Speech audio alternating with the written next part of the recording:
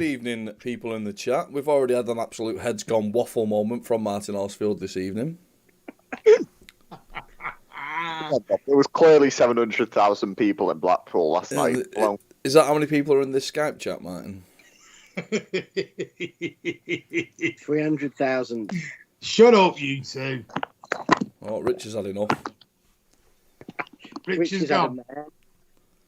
There were less people at York away than there were at Blackpool last night, according to Martin. Unbelievable. Shocking result from Martin there. Shocking. Should we get back to why we're here then? Well, I mean, if it's possible to even get back on track from your waffle. Good evening, everyone, and welcome to our season review. We thought during this international break, we would do a little season review so far because we're virtually a quarter of the way in. So we'd probably do 4 of these in a season, I think. We'll see how it goes. But, yeah, Rob, over to you. See, look, he had nothing but waffle and then it's back to me. Unbelievable. Absolutely unbelievable. Honestly, Martin, sort your head out, mate. Go away for a month. Take a year off. Won't suffer. Right. We're gonna go chronologically, and we are gonna start. Oh, Rich has had enough again. He's absolutely throwing everything in the bin here. He's absolutely sick and tired of this. Martin Horsfield has come on and had back-to-back nightmares. Back-to-back nightmares. When doesn't he? Well, yeah, I know, Ryan. I know. So yeah, chronologically, we're gonna start with the Carabao. Not Carabao. Oh no, I'm getting a touch of the Horsfields. The Community Shield. Everyone tonight. The Community Shield game.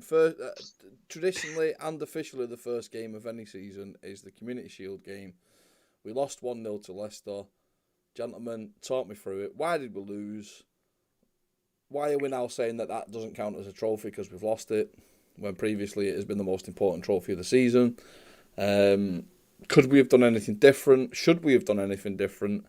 And if you can remember back, there was quite a few youth players featuring in that game. How was that for you all? Well, I'll go first, seeing as I was there, spent my hard-earned money, and down we went. It was basically a glorified friendly, and you got to remember, Pep said before we all went down that he was going to treat it as a glorified friendly. He was going to stick half a bunch of the kids out with Dozy and everyone else that had been playing. Leicester went full strength, and it was what it was. And the thing that I take away from that game is the EDS lads stood out more than the actual first team players did, who did play in that game. The big thing is on that one for me is Bernardo Silva, though, because I remember saying Bernardo Silva didn't look interested in that game when he came up. Boys, he turned his attitude around from that game. Oh, yeah, I remember Martin Horsfield at the start of the season. Bernardo's definitely gone. No redemption. He doesn't want to play for the club anymore. He's waved goodbye to the fans. He's signing for PSG next week. Fact, definite. There's no turning back. People that was tweeting non-stop about how the entire squad was going to leave for Barcelona at the start of the summer. No, let's not tell lies now. Come on. Let's not make how many people were at Wembley that day, Martin? 700,000? No, there was only about 20,000 down to about 5,000 Blues. That was it. I think the importance of that game. I always take that game seriously as a fan. I think is this the first time we've played Leicester in that competition? Somebody correct me if I'm wrong. Yes. No. I don't know because recently we've had the FA Cup when they won the league. No, we didn't. Because we've had Liverpool in it. That's all, and that Liverpool game. That's like one of the most serious games of the season, even if it is for Chelsea. You know, those are very, very important games. So did we sort of go into? No, this is no disrespect from me, but I'm sort of insinuating that there might have been a little bit of disrespect towards Leicester from Pep and his approach to it, because I think that if it was a Liverpool or a Chelsea or a United, more fans would have gone and we would have expected a result. So I think this was sort of a free hit because it was Leicester. And again, I don't disrespect Leicester. I'm claiming that Pep Guardiola does.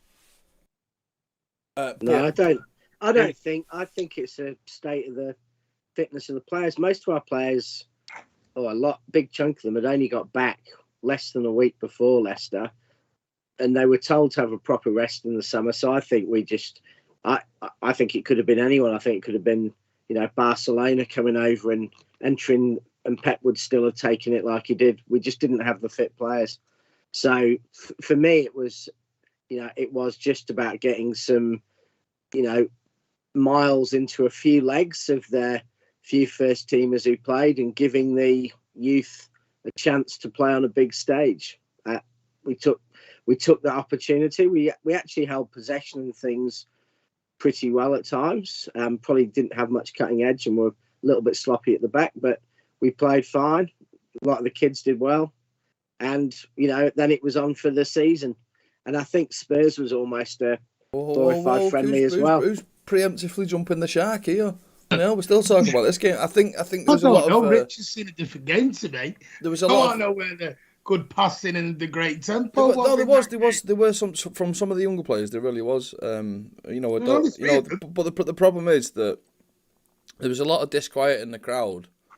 From my source, Martin Horsfield told me about this. That a lot of City fans were sort of already on the backs of the youth players, which we could do without that, please. Adozie got a bit of steak. Cole Palmer got steak. Ben Knight did all right when he come on, but he's now at Crewe Alexander. I was disappointed. I was disappointed to lose the game, but I was happy to see the blooding in and a bit more progress from certain players.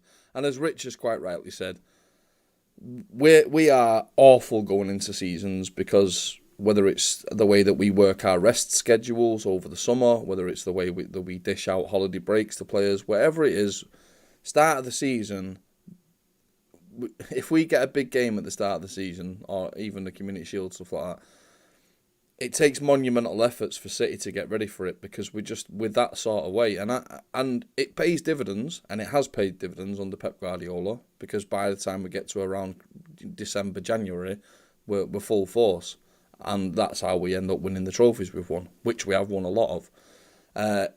But as a one-off, it can be disappointing, and it can be frustrating that we can't just be at our best all the time. But that's probably unrealistic to expect. Maybe one season we will absolutely just fly out the gate and just not stop flying. Maybe there's the potential there. I don't know. Maybe.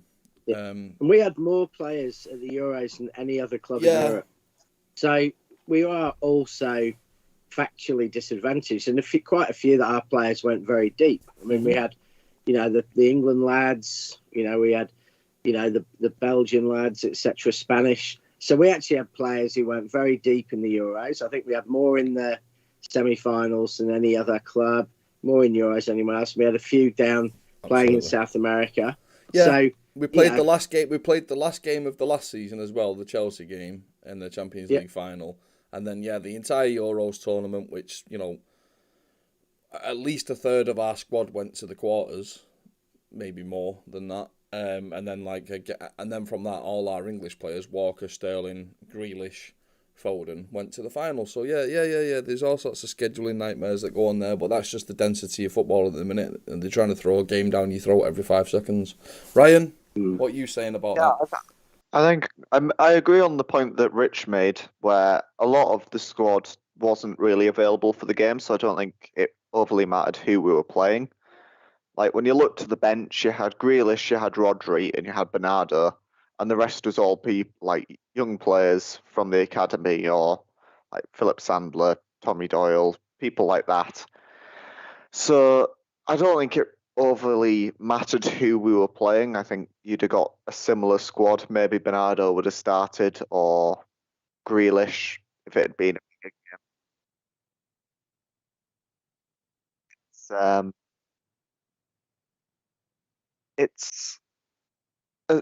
It's a situation you have to manage well, obviously, with the Euros being in the summer, and how the summer's been kind of like, because last summer, before the Euros, they didn't really have a rest as well because of the way that the season panned out with COVID. So you've got to manage it well. You're still seeing people like De Bruyne and Foden that are only just coming back into the squad now, and it's been a couple of months at this point. So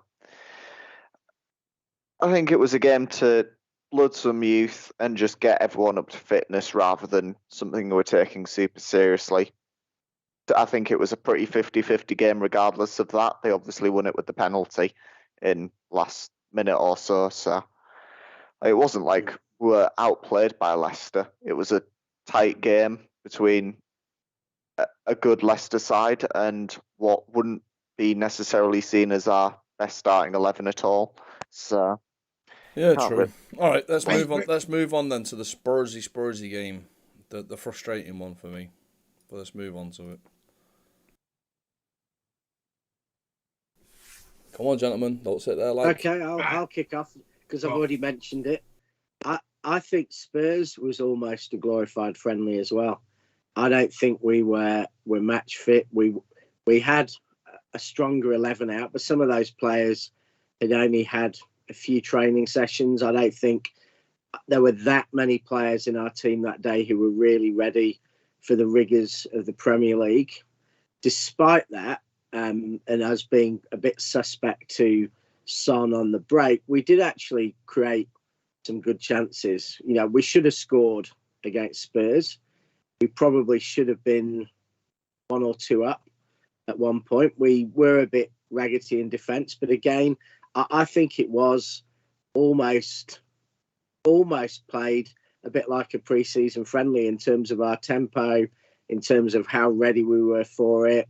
And because of that, the players just didn't look like they were taking it quite as seriously. And that's not because they weren't. It's just because they were not, at the level that they need to be fitness and readiness-wise to play in the Premier League. I think it was unfortunate for us that we had one of our bogey games first up.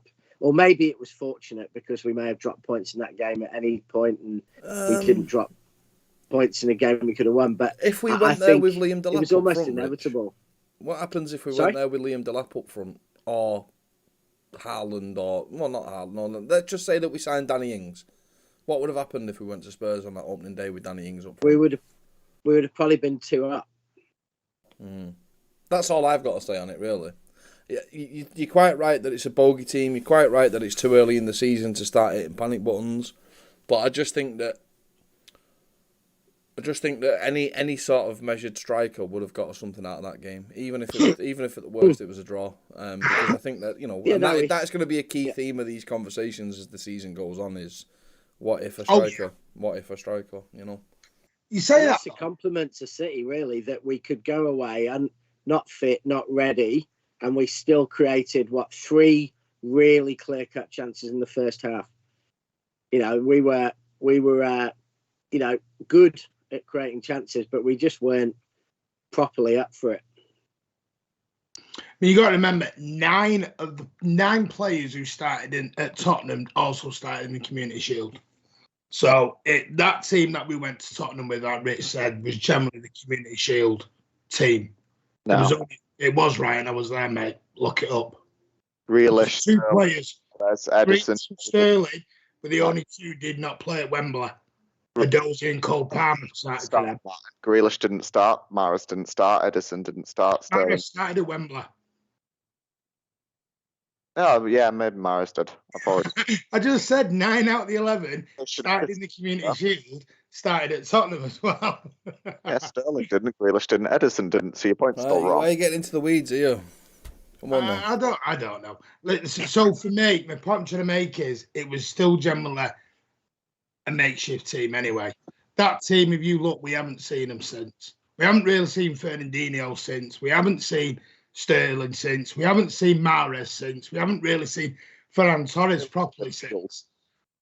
Yeah, the whole, Nathan Ake's no longer at the back. Everything has totally changed around. And Pep did warn us it was going to be. But like Rich said, we created 18 chances at Tottenham from 4 shots. 18 chances, 66% possession. We battered them from pillar to post. It was just, again, finishing. We couldn't do it. And that's something I hope to God does not come back bite us in the arse later on in the season. And that's my one prayer this. We'll see later on. But for me, Tottenham, yeah, it was what it was. And you've also got to remember, Tottenham fans and the players were up for that. because of all what's happened in the summer. Well, yeah, there was the Hurricane debacle stuff. that added a certain level of energy to the fixture that wouldn't normally be there. But I think next season, or later on in this season, if we draw Tottenham in a cup or something like that, can we actually just go to their ground and beat them there, please? It's not an intimidating atmosphere. Yes, it's a nice fancy new stadium, but it's not an intimidating... I've been there as a fan. It's not an intimidating atmosphere. It's just a big new ground. So I don't understand the voodoo that we've got there. So empty on European nights. Yeah. So can we just go there again at some point, please, and just spank them? You know, can we actually put out a first 11 and spank them? Do you want an Edin Dzeko moment again? Oh, I mean, yeah, that was a wonderful day. I was there for that as well, and it was fantastic. Edin Dzeko showing the world and showing all of his critics, who were absolute idiots, that he could actually play ball, because he was amazing. Right, so let's move on to the third fixture, which is where we actually scored a goal. I know that's shocking to a lot of you, that we've scored goals this season. Just carry on talking while I am... Yeah, you want me to go into the Arsenal game? Pardon? Norwich. No, it was the Norwich game, Martin. Have you paid attention this season? Head's gone. I'm having an head's gone. Yeah, Norwich. Because it was both 5-0. Norwich was great to be back in the stadium. It was a completely different 11 again. 5 goals against a team that, I'm not going to sound totally disrespectful here, will be cannon. Well, shouldn't the headline be the second coming of Jesus? Gabriel Jesus, yeah. Gabriel Jesus turned up on the right wing and looked like, you know, Kevin De Bruyne on the right wing. He looked amazing. He looked like Raheem Sterling when he was in form. That's where you need to get Raheem Gabriel Jesus looked like he could play football onside. Let's be honest. I mean, because one of the biggest... I mean, I love Gabriel Jesus, but one of the biggest criticisms of Gabriel Jesus since he's been at the club is that his middle name must be offside, because shocking. It wasn't. But he's got it in the bag in at least the Norwich and the Arsenal games. But I mean, the Norwich game, he was phenomenal. It was. Torres, everyone to a man against Norwich was phenomenal. But again, the only thing I will say with Norwich was they are going to be cannon fodder for the rest of this league, and they're quite proving that at the moment. They are, like you said to me jokingly, Rob, off air one time, you know, they're in a race to beat Derby's record at the moment. That's where they're going to end up if they're not careful. They're going to be trying to beat Derby's record for lowest points total. And which is actually a little bit surprising, because I thought out of Norwich, if you remember my pre-season, I was... Oh, they bought well. They got a decent manager. They like to play football. Well, this is the thing, Martin. This is the thing. Norwich City are trying to actually play football like we play football. The problem is that Norwich City, you put them in the Championship again this season with that team, they smashed the Championship with 100 points. Yeah. The Norwich City are a perfect top-tier Championship team. But that step up to the Premier League, you can't play the big boys' way unless you're an absolute big boy. Southampton, which we'll get onto in a bit, they're an example of how you come to play at City. But Norwich, no, naivety. Don't try and play us at our own game, because you'll get spanked. Yeah, big signings from Norwich. They signed Rashica and Josh Sargent from newly relegated Werder Bremen, so now a Bundesliga 2 side. And they signed a young lad from PAOK over in Greece. I'm not going to be too critical of Norwich though, because honestly, I think Norwich they need to just set the sights on just being a top tier Championship team, because they can do that every season. If I was a Norwich fan, I'd almost be asking the FA if I could just say, look, I know we finished first in the league, but can we just not get promoted? Give us whatever prize money you were going to give us, and let us just go at the Championship again. Because it was a great game. Rob, question for you. Mm-hmm. Brighton are a team who play very good football out from the back. Yes, but Brighton managed to do something that Norwich haven't done, Rich. The very first season that Brighton were in the Premier League, mate, they didn't play the way they're playing now. They drew 0-0 as much as possible. There you go. And that's the key to it. Norwich, do you remember when West Brom were doing it for years, where they'd be up, down, but there's up, no down, reason up, down, Norwich can't do that. If Norwich... but solidify Norwich would have to stop. Smarter. Norwich would have to stop what they're doing right now and play for those 0-0s, play for those 0-0s for an entire season, and then build on that. But it's not in their mentality. They just want. You got to remember, Rich, as well. Brighton have Premier League experience for 40 years. So but Norwich you only get that coming up, and I'm saying that if Norwich just used their heads a bit more wisely and tried to be a bit less pure, Norwich, there's no reason Norwich couldn't do a Brighton and slowly build over. They'd have to be lucky. They'd have to be lucky, and they'd have to be resilient. But at the minute, they're not lucky, and they're playing the wrong type of football. This is the unfortunate thing with the Premier League. If you're a newly promoted team, you have to play boring football in your first season and just hope that you get the odd lucky result.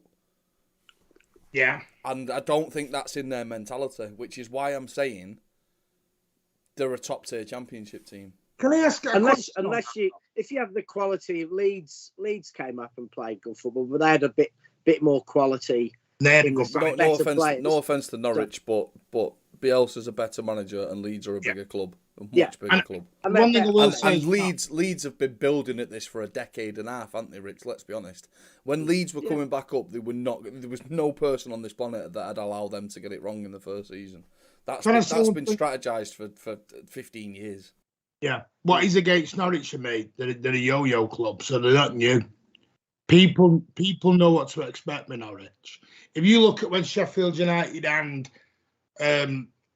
Brentford have come up, Brentford have never been in the Premier League, and Sheffield United have not been in it for a little while.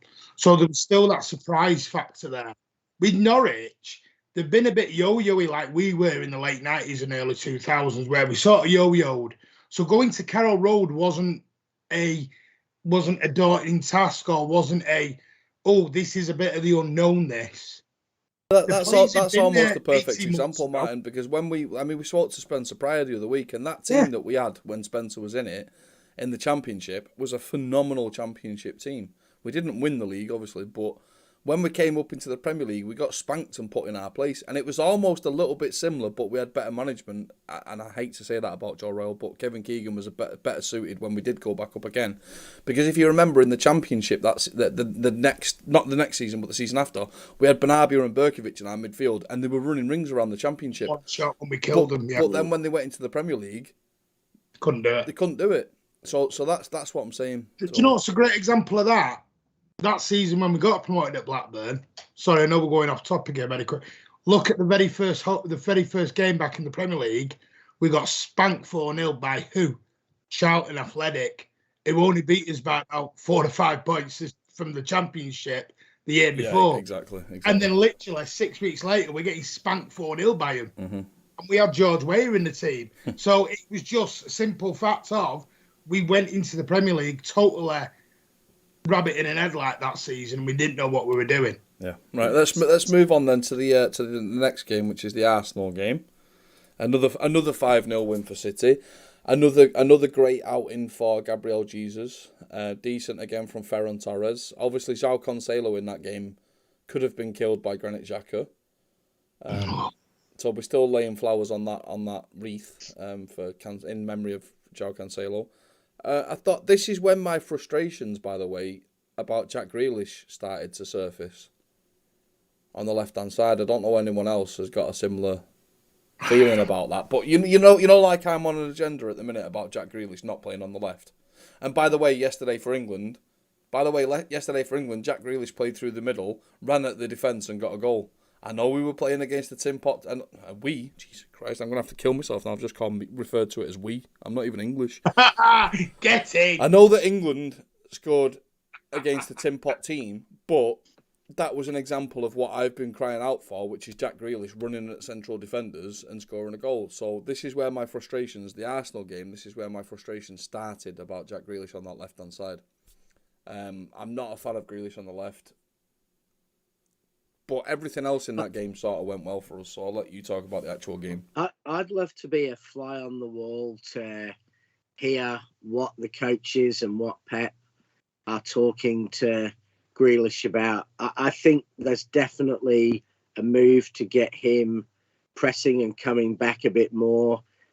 Pep, as a coach, is adamant players should never lose possession.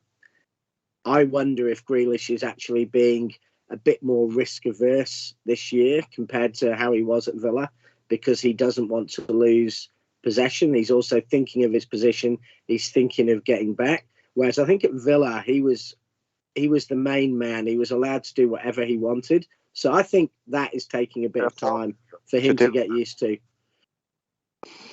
More than he can at City. Like in City, there are so many players that are vying for that position as well. If you make that mistake, if you have a couple of bad games, Pep isn't going to let you up on that. Whereas at Villa, he can have a run of 3 or 4 bad games. He's at no risk of being dropped. He's the club captain. He's the best player.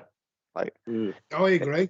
That added pressure of coming to a new club that is fighting for trophies every season. Yeah, no, I agree with that. I think Grealish, for me, I always give a players 12 months. I always have done with a Pep team, especially in a Pep team. You've got to. Gentlemen, you're getting in the weeds. We're talking about match day performances against Arsenal. You went on into Grealish. Yeah, I went into Grealish because that's what I said. That's where my frustrations about how Grealish's season is going started in that game. And now you're giving a season review about Grealish after 3 months. The Arsenal game. Talk about the Arsenal game, Martin. That's the point of this show. The Arsenal game was, again, another phenomenal performance from start to finish. We scored early, Ilkay Gundogan with a header.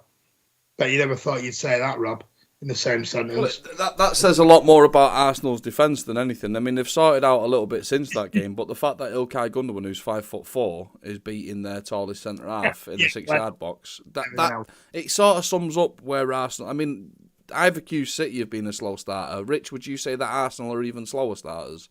Because they've got their acting gear a little bit since then, haven't they? But they just didn't seem to have turned up for that match. You were ravaged with COVID, though, and they had a lot of players. Were they? Yeah, they were absolutely ravaged. It was a mixture of COVID and injuries. I think I said at the start of the season that I thought their season would kind of pick up because like it did last season. But yeah, Arsenal generally do seem to be at the moment slow starters. They started last season poorly, and then second half last season, I think they were either second or third for points that they actually brought in. So to be a Debbie Doubter, because I love playing the Debbie Doubter character. Was 5-0 against Arsenal a bit of a fake result then? Like, for example, if we were to play Arsenal next week, do you think we'd beat them 5-0 again? I'm not sure we would. I don't. Yeah. The game, it could have been 10-0. I mean, we were so dominant at times and creating chances that 5-0 flattered Arsenal in many ways. Whether we get that result next week, I think if we turned up, we could beat Arsenal 5-0. Even now they're playing better. If we turned up and finished our chances. If Haaland was in that team, it would have been 15-0. But anyway. He's not giving that up ever. I mean, to answer that one, Rob, we turn up, we can beat any team 5-0. Yeah, fair. That's how good we can be. Fair too. Can I just mention on that game before you move on? I think we need to mention, for me, Ferran Torres in that game. Because I think that boy came of age a little bit in that game. And then got dropped since. Yeah. Your point being? Yeah. Well, listen, we're talking about Pep Guardiola here. That's what Pep does. Well, he's your favourite manager. How many times did we see Riyad Mahrez getting into form and then suddenly get dropped back down to the bench? He doesn't exactly help your confidence as you're going along, does Pep Guardiola. Which is why, I understand all the jump for the EDS lads, but just be careful what you wish for because he won't get managed correctly at the moment with our current manager. So Jesus, that's a scathing accusation you're making there. Damn, it's not scathing, it's the truth because you know what will happen. They'll come in for a game or two, play well, see you later for 6 months till you come back in and play 2 more games. And that is what will happen. Mm-hmm. Let's be honest. That isn't having to go at Pep, that's just Pep not wanting to. Go on, Ryan. Torres and Rodri have just come off against France and neither are injured. So that's a good sign. I mean, if you look at all these games, talking about it, Arsenal, Leicester, the team had changed by this point. We'd had Laporte in at centre-back, which was a big difference into Diaz. We had Bernardo Silva fly in. We had Gabriel in. Mahrez had dropped down to the bench at this point. Sterling had come out the team at this point. That team had totally changed from that Tottenham game. Yeah, Sean just made an excellent point. Sean, and then your second question sort of ruins it, Sean, because that's not the point of this programme. Sean's saying that we're 10th or 11th at this point. Sorry, 10th or 11th Christmas last season, and we still went on to smash it. And that's sort of what we're talking about, Sean. We're talking about this is actually a better start to the season than we've had in 3 years. Better than what that's why we're evaluating it. That's why we're seeing, are we on the right path, or is this a false dawn? That's what we're sort of talking about. Right, so the next game then was the biggest game of the season as far as I'm concerned. Leicester away, 1-0.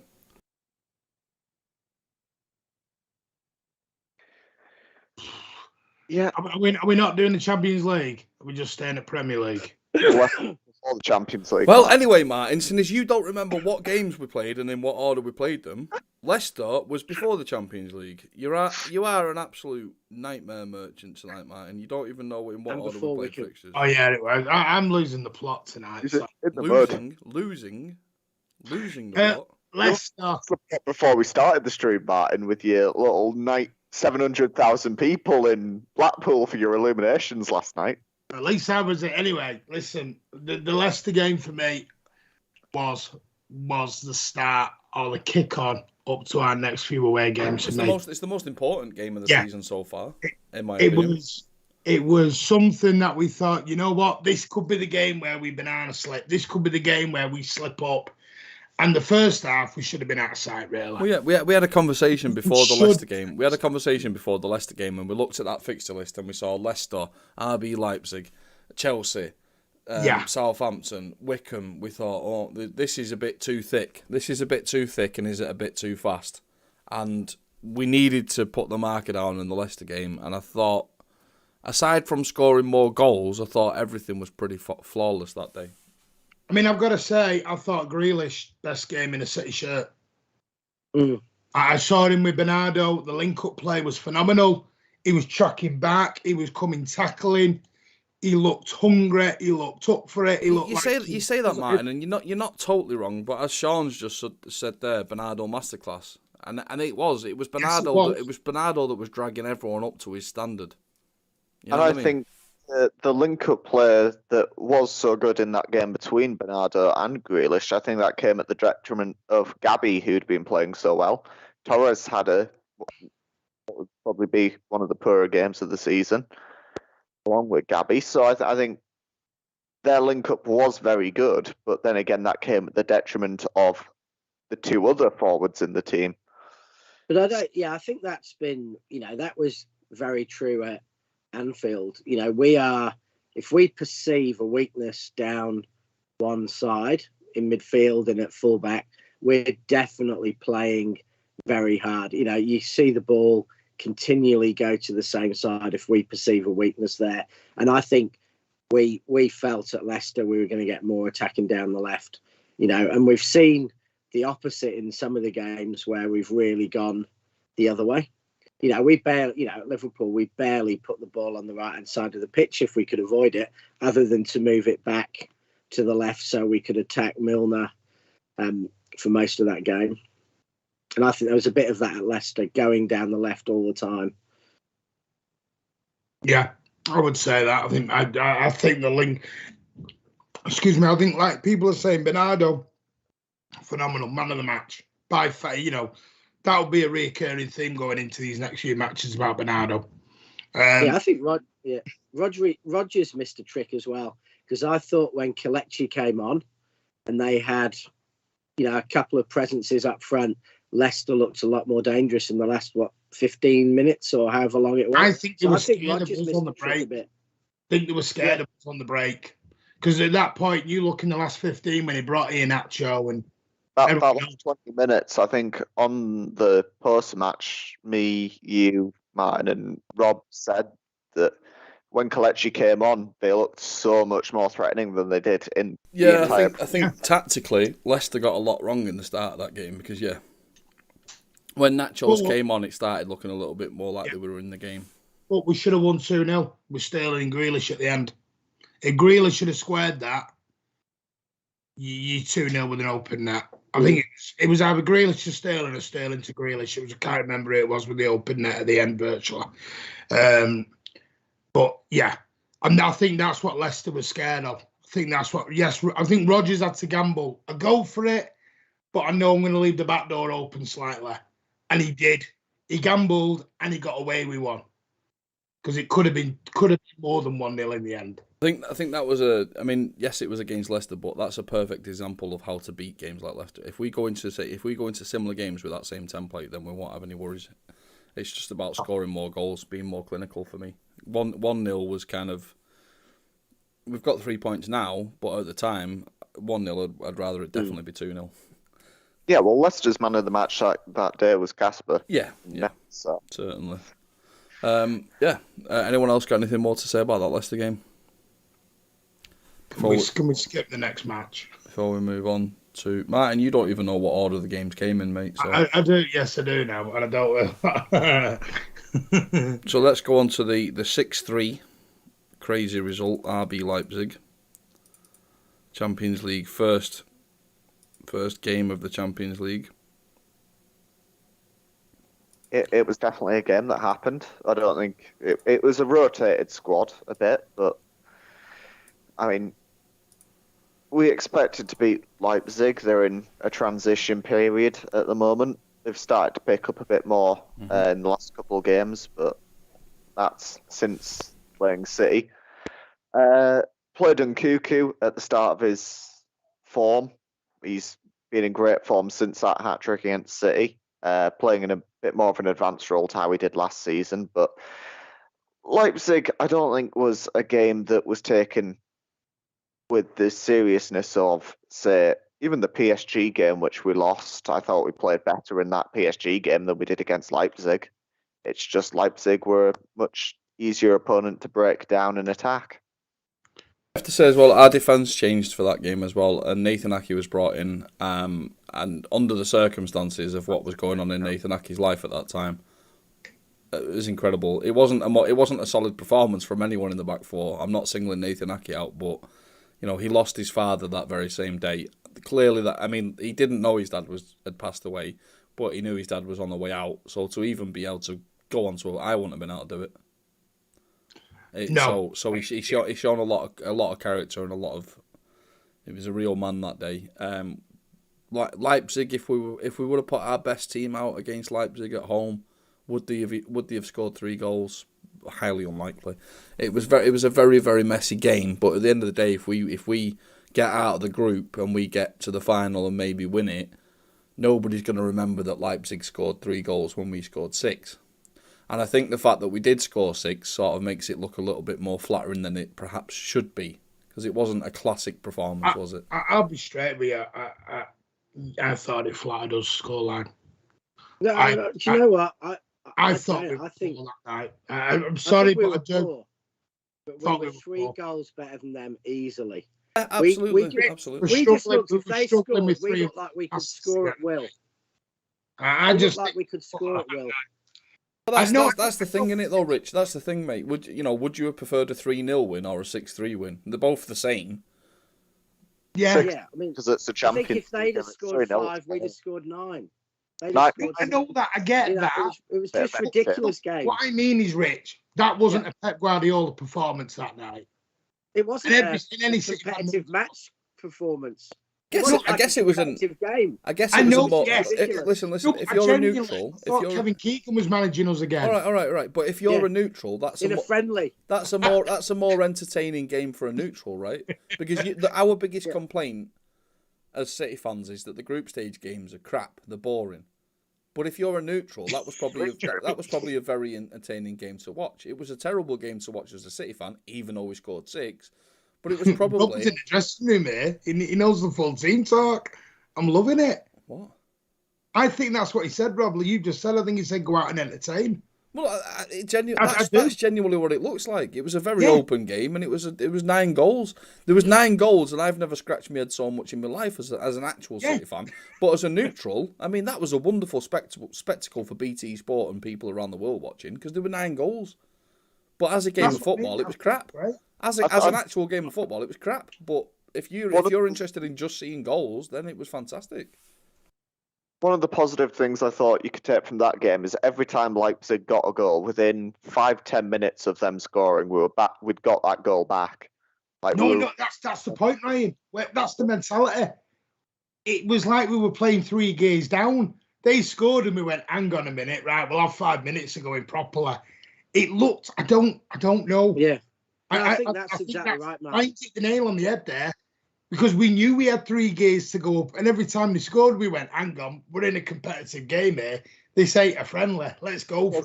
I think that was the fact that it is the first Champions League group game. It was a game we were comfortably favourites for, and like Leipzig weren't in a good place at the time. They'd lost, I think, 3 or 4 of the first 5 games, something like that. It was a team in transition, and that's the sort of thing where you can probably play at a gear down and catch them out. We did that. I think we were better in the PSG game, which we ended up losing. Yeah.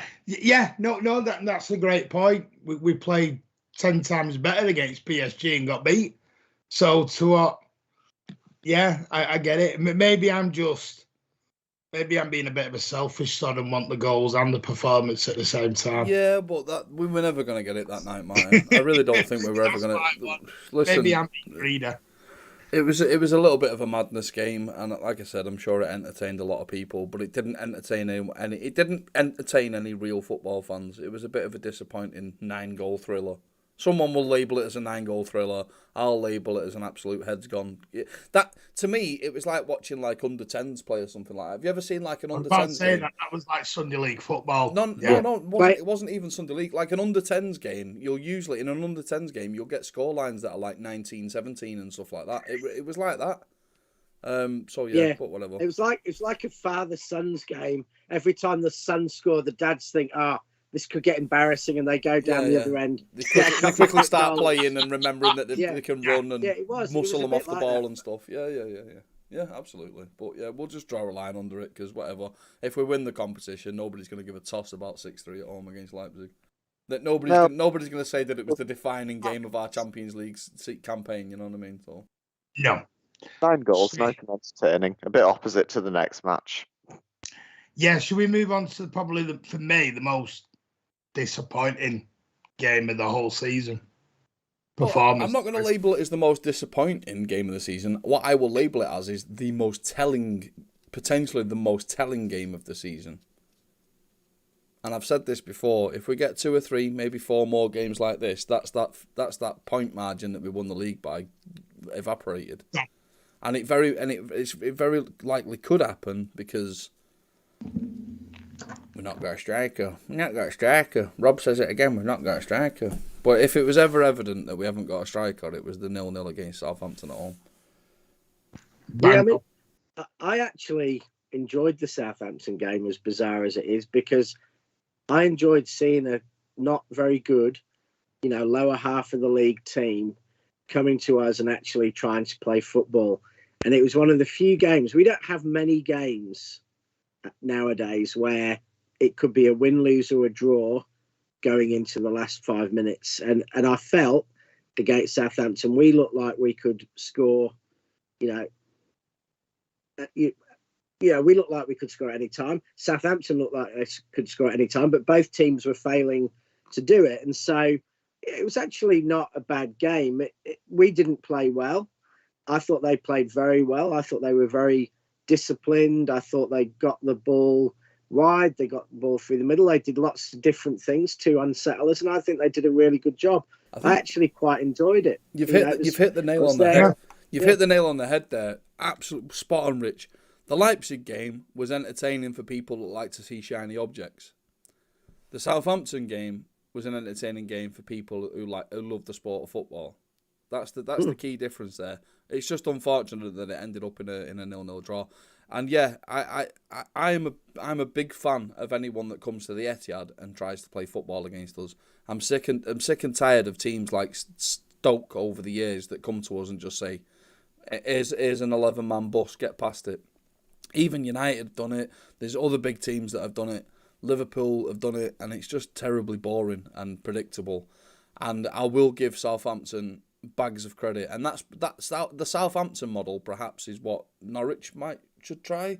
I don't know, but yeah, it was a very frustrating day given that it was straight off the back of the Leipzig game. And this is why people don't understand football, because everyone was sort of like, oh, the Leipzig game shows we can score goals. The Norwich game, 5-0, shows we can score goals. The Arsenal game shows we can score goals. And then you get a team like Southampton, and it proves that against an actual well-organised opposition that isn't prepared to sit back and park the bus, we struggle to score goals. So, well, Chris Baker's put there the whole season, geez Louise. What I mean by that is, yes, we got beat against Tottenham. But against Tottenham, like Rich said, we created four. I'm sorry, Martin, I have to interrupt you here. Youssef in the chat has just said Liverpool never parked the bus. You clearly don't watch Liverpool games then, mate. Absolute heads gone waffle idiot. You want to watch Liverpool at the Etihad, mate. Anyway, get back to what you're saying, Martin. But what I mean by that is, even at Tottenham, we created 4 or 5 top chances. Against Southampton, I'm going to be honest, we were lucky to get out there with a point. Kyle Walker should have gone. VAR did us a favour. Totally did us a favour. I genuinely do think they did. Because it was a penalty and it was a red card. But we got away with it, thankfully. Thank you, VAR. I've slagged you off in the past so much. I'm going to do you. It was bizarre, wasn't it? It was totally bizarre.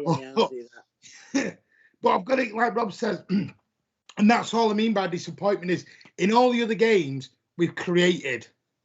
Against Southampton, I thought we looked totally just off the boil. Kyle Walker had brain fart after brain fart in the game.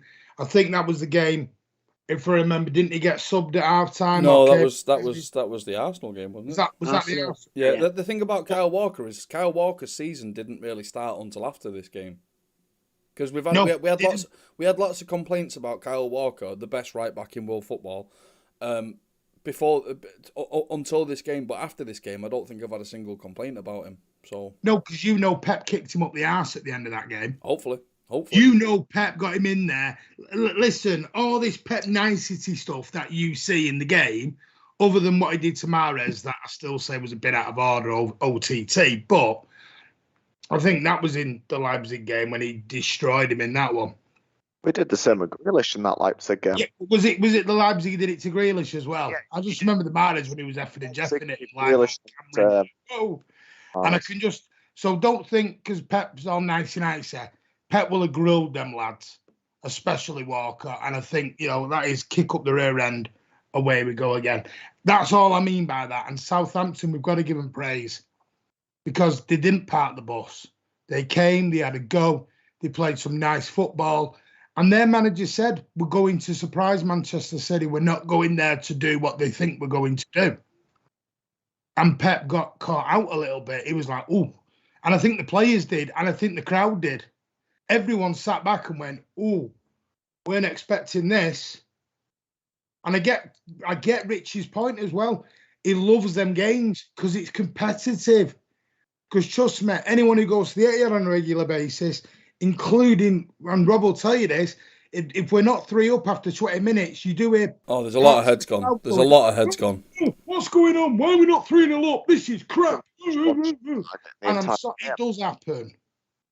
So I do get Richie's point on it's competitive, because I think we do have this expectation sometimes. We turn up at home and steamroll everyone. Yeah, I think it's important to point out, by the way, as a more general view, if we would have had a Danny Ings in the team from the start of the season, or a fit Liam Delap, the Tottenham game we would have got a point out of minimum, and the Southampton game we would have got 3 points out of. So on that basis, we're 4 points worse off. However, on the whole, we're like 10 points better off than we were last season. So look at it how you want to look at it, ladies and gentlemen. I think are we better off? Are we better off on the whole? Could we be even better? Would Liverpool fans be back on their perch and shutting up if we would have beat Southampton and beat Tottenham? Probably. That's the only bonus that I see so far, is that I like it. I like the season more when Liverpool fans are back on their perch with a bit of tape over the mouth. So that's my only major complaint. I can't wait to hear Yusuf when we get to the Liverpool game, because he's going to watch a completely different game. I'm telling you now, he will have done. Don't all Liverpool fans? He might claim we were only 5 goals better in the first half, not 7. Yeah, I think, but But we'll move off Southampton and move on to. Yeah. We'll get So that's what I'd have to say about the post-match. Yeah, That's what I'd have to say about post-Southampton anyway. What are you saying, Ryan? I think the one positive you can take from Southampton is we didn't, other than the penalty and the red card incident, which didn't actually, because of them. Yeah, apart from that, which didn't result in a shot, they didn't have a shot closer than the penalty spot the entire game. Like they didn't necessarily. Yeah, but they were the away team, Ryan. We were the home team. Okay, so the Wickham game. I think we've also got to say that Southampton should have had a player sent off. That challenge in midfield was, up there with Xhaka's challenge, and I actually don't think our goal should have been disallowed. I know they're saying interfering with the keeper. I don't think our goal should have been disallowed. Well, as I pointed out at the time, Raheem Sterling didn't get either of the touches. Both touches were by Foden. So it's because he went for it, wasn't it? No, but the point is, Martin, that is a real. Dozens of goals allowed like that. It's an interpretation of the law, Martin, that was taken to the nth degree just to punish us. That's what it was. Right, Wickham game. Come on, let's move on. Oh, should we leave this to Rich? Me and Ryan will be Go on, Rich. You get on about your Wickham. Because this has been 20 years in the making for Rich, this moment. Yeah. So. I couldn't sleep for a couple of days before what was easily... Rob talked about Leicester. Wickham was the most important game of the season. It was catharsis. It was the chance to wipe the slate clean from a humiliating league double. Do you want to give some context, Rich? Because you've got a bunch of 10-year-olds here that are like, huh? People think you're taking the piss here, mate. They're like, what's he doing here? The context is that in many years ago, when we were in Division 2, many moons, Wickham did the league double over us. I went both games. The away game, Wickham's grounds in a B&Q car park, and we went there and we managed to lose 1-0 to a goal by a player who I still think must have been made up because his surname was McSporran. So we lost to them, then went to the home game, to get revenge. And even though we were in much better form then, they still managed to beat us at home. So, but what you're saying, Rich, is that statistically, 100% of the times you've seen City play against Wickham, we've lost, and 100% of the times you've not seen City play against Wickham, we've won. Yeah, probably. Naughty boy, Rich. You're at fault. Yeah, completely your fault. That is true. So it was just a big game. It was all about cleansing our soul, and I think we did it very, very well. It was a bit of a classic, really. They had a 150-kilo striker who's turning 40 in a couple of weeks, like a cult hero who was playing against someone, half his age and half his size, and they went up. They got the first goal. So it was actually, for a few seconds, I was pretty traumatized. But then, we got control. I thought the left back, the young kid at left back, was really good. And we just had a midfield and attack that was way, way too good for them. And then we just steamrolled through and we won very convincingly. But, it was interesting to see, Pep's decision there, driven by necessity to actually play a whole back four of kids and then a whole front six of, more experienced players. So it was quite interesting the way we did it. Yeah. Well, so is that a lead into talking about the world-class Lavia and... Well, yeah, I think the key to this fixture is we've definitely got to address the youth. So Finlay Burns, he got a bloody nose in that game. That'll have taught him a lot of lessons that he needs to go away and learn from. He didn't have a horrible game. It's just that he's definitely a kid, and he needs to bulk up a little bit, man up a little bit, and then come back at it with a different sort of attitude. Yes, he was up against players like Akinfenwa, who is quite literally a human tank, but he's gonna get bullied like that on a regular basis if he played at top flight football. So he needs to bulk up a little bit. Lavia, I said this at the time, and I'll say it again. People didn't quite get my explanation at the time. When you're a young lad coming into a first team, you need to show the wow factor. So with Phil Foden, with the X factor, okay, mine. When Phil Foden came in at the sort of start of Phil Foden's career as a first teamer for Manchester City, if you remember, he scored a critical goal against Tottenham at the Etihad, a diving header, I think it was, and we won the game 1-0 in a game that it wasn't looking like we were getting a brass button out of it. And Phil Foden pulled up his socks and got us a goal, and we won 1-0. And that was, I remember that. It was on the knife edge, wasn't it? Yeah, it was absolutely on a knife edge. And Phil Foden took the game by the scruff of its neck, scored a goal. That's the X factor. Even in the Wickham game, what's his face came on? The young lad, Cole Palmer came on. He had a couple of shots at goal as a sighter, and then he smashed one top bins, and that's the X factor. Now, is that unfair against Lavia? Slightly, maybe, because Lavia's not in the team to score X factor wow goals. But put in a couple of tackles, boss the midfield a bit more. Push forward with the ball. Yes, he was told probably, and Chris Baker's pointed this out again. He was told that he had to sit and protect that young defence. Fine, but the X factor players can do both, and that's what I wanted to see from Lavia that night. And although I am a massive fan of Lavia, and there's a lot of people out there who say that Lavia is the next big thing, which I'm sure he is, I came away a little bit disappointed by him, a little bit. And I don't know whether that's unfair or not. Are you talking like, I know this might be an extreme, I don't want to go A to Z here, but I think from what you're saying, are you talking like Michael Owen against Wimbledon? Yeah, Michael Owen against Wimbledon. When they came on, I'm trying to think of a more midfield orientated player, because that's unfair to compare against strikers. I think a good example is the 17-year-old kid who played for Spain against Italy the other day, who played more minutes in that game for Spain against Italy than he's ever played, either in the B team or the first team at Barcelona, and played against Verratti and looked phenomenal.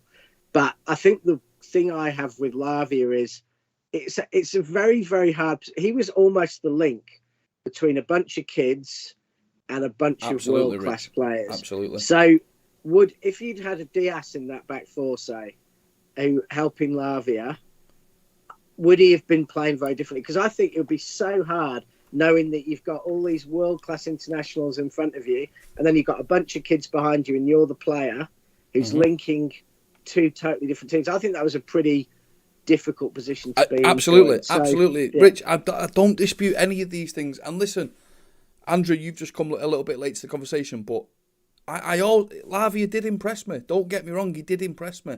He just wasn't X Factor impressive.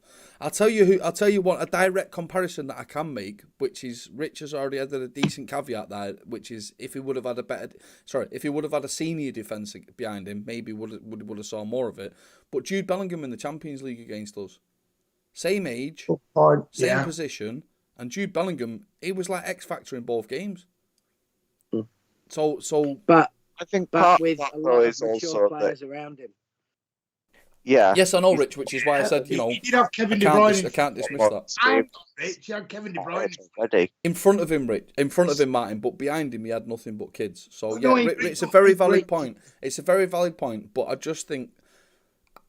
I want to see Lavia again. I'm not writing Lavia off. Please do not think I'm writing Lavia off. I want Lavia to make his way into this first team eventually. And I want to see him again with someone like you just pointed out there, a Diaz behind him, or a Stones behind him, or a Laporte behind him. It doesn't have to be a complete first team defence, but one or two. And I want to see him again. 17, and I get what Chris is saying, I get what people are saying, but I'll caveat with that with 17. It doesn't matter your age. I don't believe you can just go 17, because Wayne Rooney was 16 when he scored against Arsenal. So for me, if there's an old saying, if you're good enough, you're old enough. Simple. And if simple and the other way around, age is irrelevant, is my point I'm making. Lavia, you have to remember with these, and Chris is bang on, and so's Rob, and everyone else the points people are making. But you've got to ask yourself a question. Foden, point Rob is making, when Foden came on, he took his chance. He had to then wait and dipped in and out, but he had his chance. Some of these lads won't get another chance for a long time. And look at Pep's comments. I doubt we'll ever see Finlay Burns again. I mean, I've seen it before. Taylor Howard-Bellis. We've seen Taylor Howard-Bellis, and for me personally, Taylor Howard-Bellis took his chance in a couple of games that he played in, but he's still been farmed out to nowhere. Tommy Doyle. Everyone keeps slagging Tommy Doyle off. I'm not in the same camp. I think Tommy Doyle can be a good pro. But he's now in the German second tier, that's nowhere. That's purgatory, that. That's not Yeah. even football. One thing That's not even yeah, football. one thing I And that's will my say- concern. That's my That's it. concern with players No, like no. Lavia. Chris is saying, do you think Ferner played his best football at 17? Chris, I know what you're saying, but the point I'm making is, will he get another chance? I know you're saying he's only 17, but at a team like City or someone, you have to Martin, I take think he will. chances. But I think we're forgetting the opposition, we're forgetting the teams, and I think we're forgetting the fact that pivot central defensive midfield position is far. There's not many players, and even Bellingham didn't play that position. You know, he was far more mobile and pushing up a bit. You know, in playing for Dortmund, I think that position is a position that usually players are at their best in their late 20s, early 30s.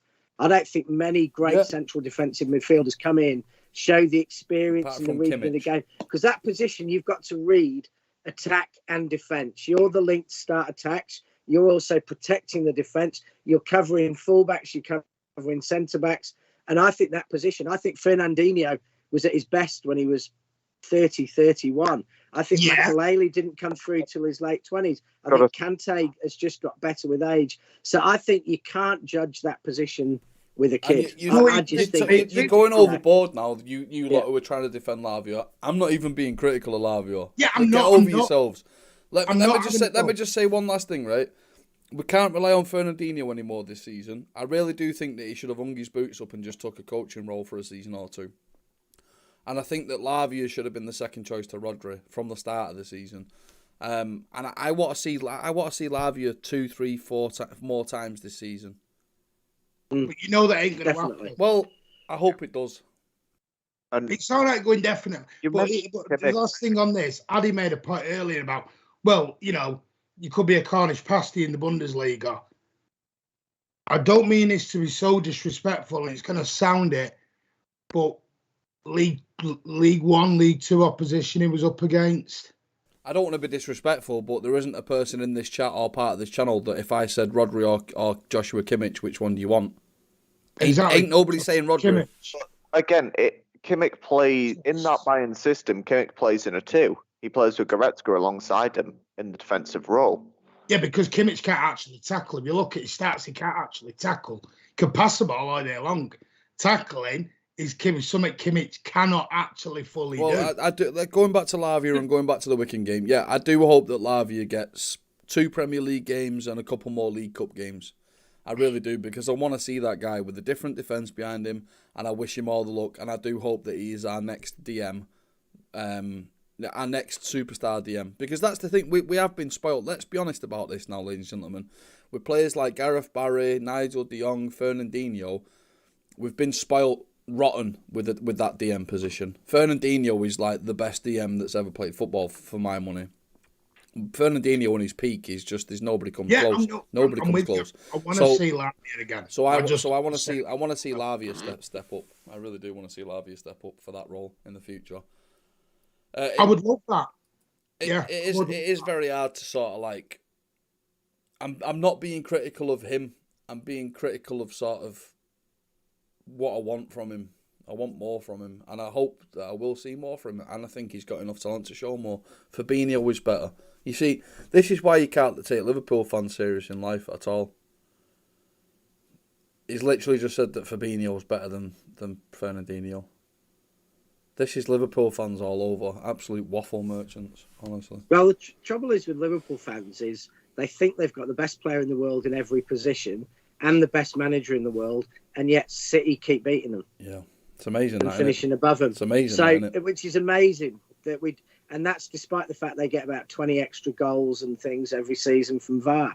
Yeah. And, you know, their players can commit 3 or 4 yellow card offences and stay on the pitch all game. But they still manage not to win the league, which means they must be cursed. So unlucky. It's amazing. It's amazing. Well, Chow Blue, I hope that happens, but I don't think it will. It's amazing that the complete waffle merchants, Liverpool fans, amazing. I mean, how they've not won the league the last 25 times when they've got a GOAT tier player in every position, unbelievable, right? So the next game, Chelsea, which is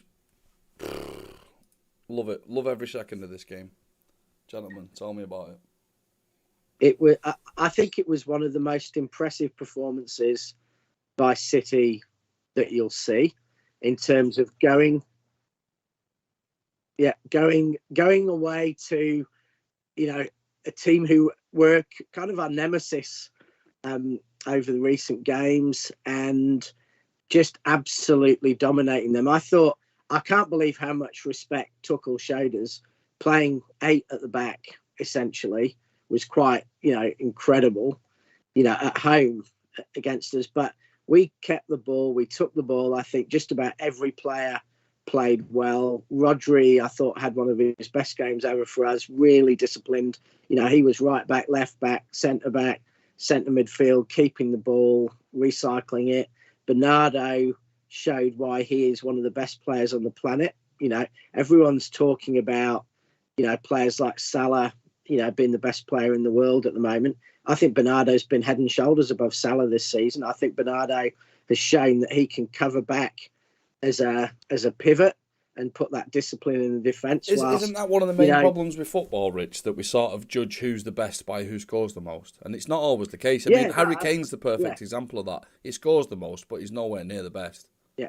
Or Ronaldo, who got Player of the Month, despite the fact he was not in the same league performance-wise as either Salah or Bernardo, or probably another dozen players. I've got a theory about that. Do you remember a couple of years ago where Yaya Toure was getting man of the match for every game he played in, even though he was completely awful?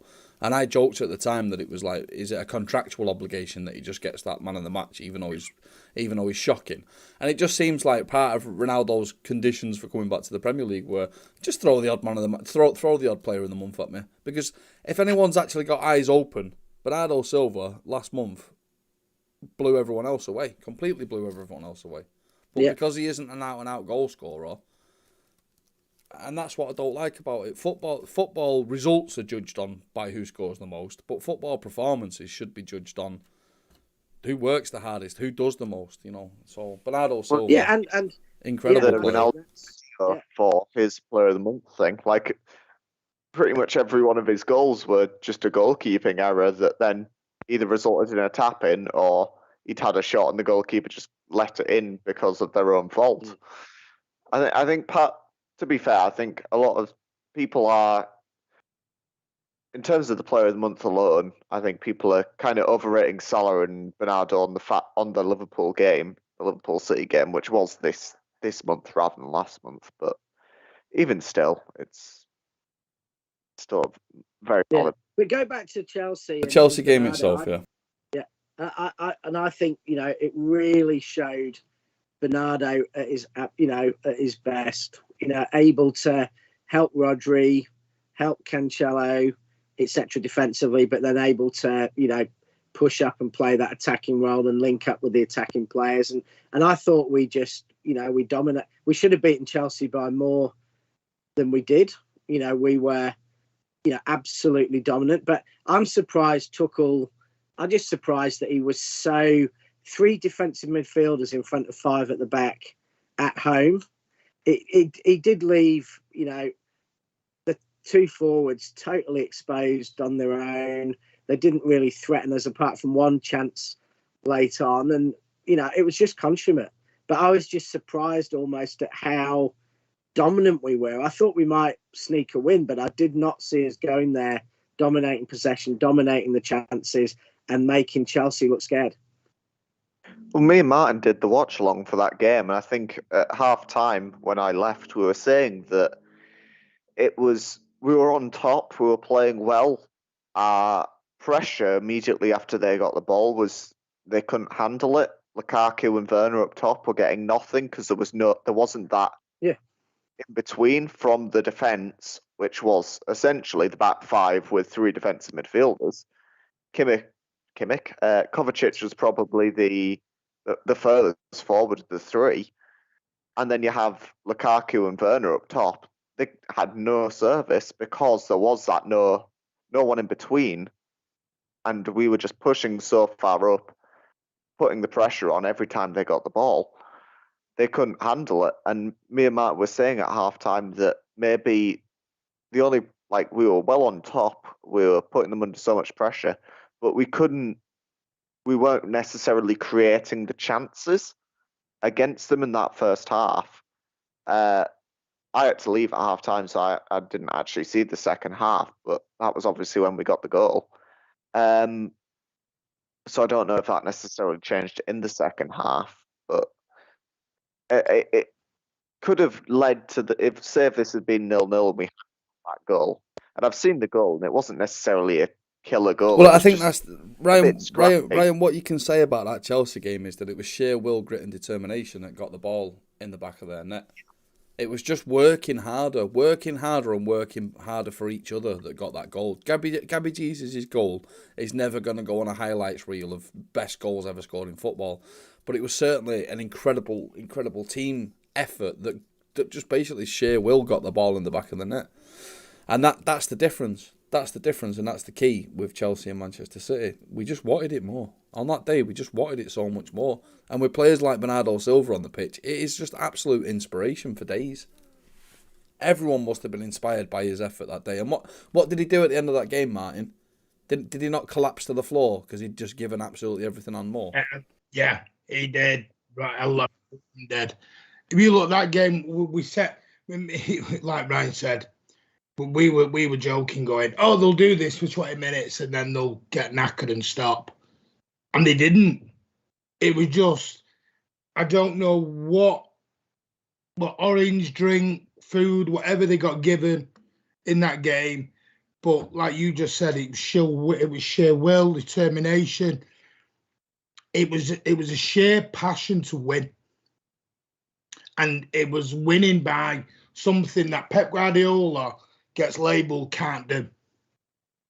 Everyone says Pep Guardiola can't win ugly.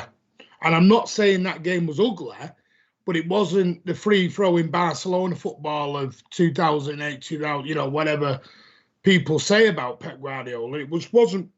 He did show that when it is down and dirty, Pep can do that. And we've got the players to do that. Because like Ryan said, Kovacic was the only one who went forward, and he was the only guy who had his best chance. He had Chelsea's best chance, and that was near the end of the game. Because you remember, they brought Kai Havertz on then, and everything got a bit more, again, very similar to the Leicester game. Last 15, they pushed. But again, the back door was going to get left open for us. And I'm quite happy. When we're 1-0 up, I know it's 1-0's a funny scoreline, same as 2-0. You think, next goal, but I always think if we're 1-0 up in the last 15 minutes, we are the worst team to play against doing that. Because they have to push. And the one thing you don't want to do against us is leave any gap at the back, because we will expose it.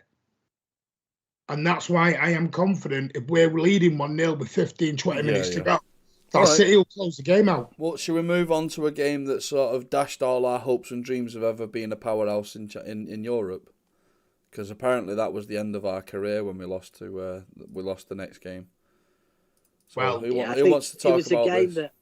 A game that mattered less than Wickham. I think, we talked about the game, and I was a bit annoyed that Pep played such a strong side against Paris. You just made a little bit of a joke there, but you're actually not wrong. This game was less important than the Wickham game by a mile. Second game out of 6 in the group. Yeah, no, but it's true. People are going to absolutely be saying heads gone on with waffle merchants, but losing to Paris Saint-Germain in the second game out of 6 in a group stage, it's just insignificant. Who gives a toss? Yeah. The Wickham game, far more important. And I think, I would have played a weaker side against Paris, although I think the fact that it was Jesus and Foden we left out, who are our most energetic, ultimate pressers in many ways, shows that Pep was keeping them for Liverpool. But I still think we played too strong a side. I would have rather given a few more players a rest, but, the medics may have felt differently, because I felt this was a game that really didn't matter. We've just got to beat Bruges and Leipzig, get 10 points from those 4 games, and what we do against Paris really doesn't matter. Second or first in the Champions League really doesn't matter. So I thought we played well. We lost, made a couple of mistakes. We didn't take our chances, and we created loads of them. They took theirs. But I really just, I just couldn't be motivated for the game, because I just kind of felt it didn't matter. And it was a bit like, the Charity Shield, but against a much better opponent. So it kind of went as I thought it would go. And I think you hit the nail on the head there. I don't think anyone was. If you'd have sat back before the fixtures had come out and gone PSG versus Man City, you won't be that up for it. You'd slap them around the face and say, "Don't be so damn stupid." You really would.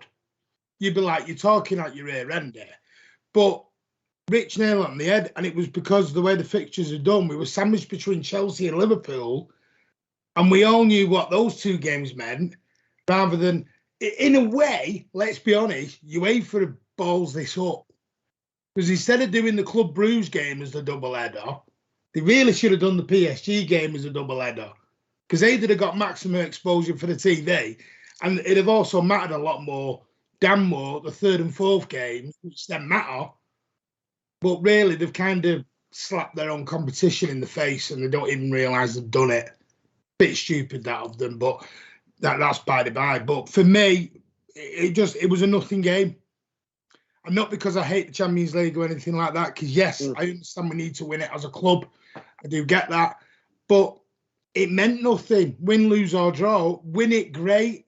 It just means you're getting to get qualified quicker. Lose it, so what? We move on. Because even playing the way we did, we battered PSG. And Robert nailed on the head really, during the watch along. If we're playing them in competitively in the knockout later on in the competition, I know which one I'm backing to win, and it ain't PSG because they beat us 2-0. That says all that you need to know about Manchester City right now. Is that if that was a quarter or semi-final, bye PSG, going simple as. Yeah, and it just proved to me, I think, one other thing, that Neymar is the ultimate scouser in world football. Because if ever there is a player who I've now seen him play against City a few times and seen him play for Brazil a few times, and I just don't get why he is seen as more than an average player at the top table. He can do some fancy stuff against a frightened opponent, mediocre opponent, but every big game, he's just a myth. He's like... Who's that Messi? No, Neymar. I think he did a weird rainbow flick sort of thing, tried to flick it over. I don't know who it was in the midfield side, and he just lost the ball. Yeah, but he did it again. He did it first, and I thought Neymar ran more than Mbappe and Messi did. If I'm honest with you, maybe I watched it. Game, but I genuinely thought Neymar was the better out of the three of them because I thought at least he was tackling back. Can I reiterate a point specifically about the Messi goal as well? How it wasn't Messi brilliance. It was more defensive brain farts that caused that goal. Rodri didn't track back into the right position, and Laporte and Diaz were sort of caught out of position. And the shot itself was savable by a better shot stopper. There's a lot of things in that game that are sort of like false representations about what actually happened, for me anyway. Can the two clowns in the comments just get back to watching it rather than being clowninios, the pair of them?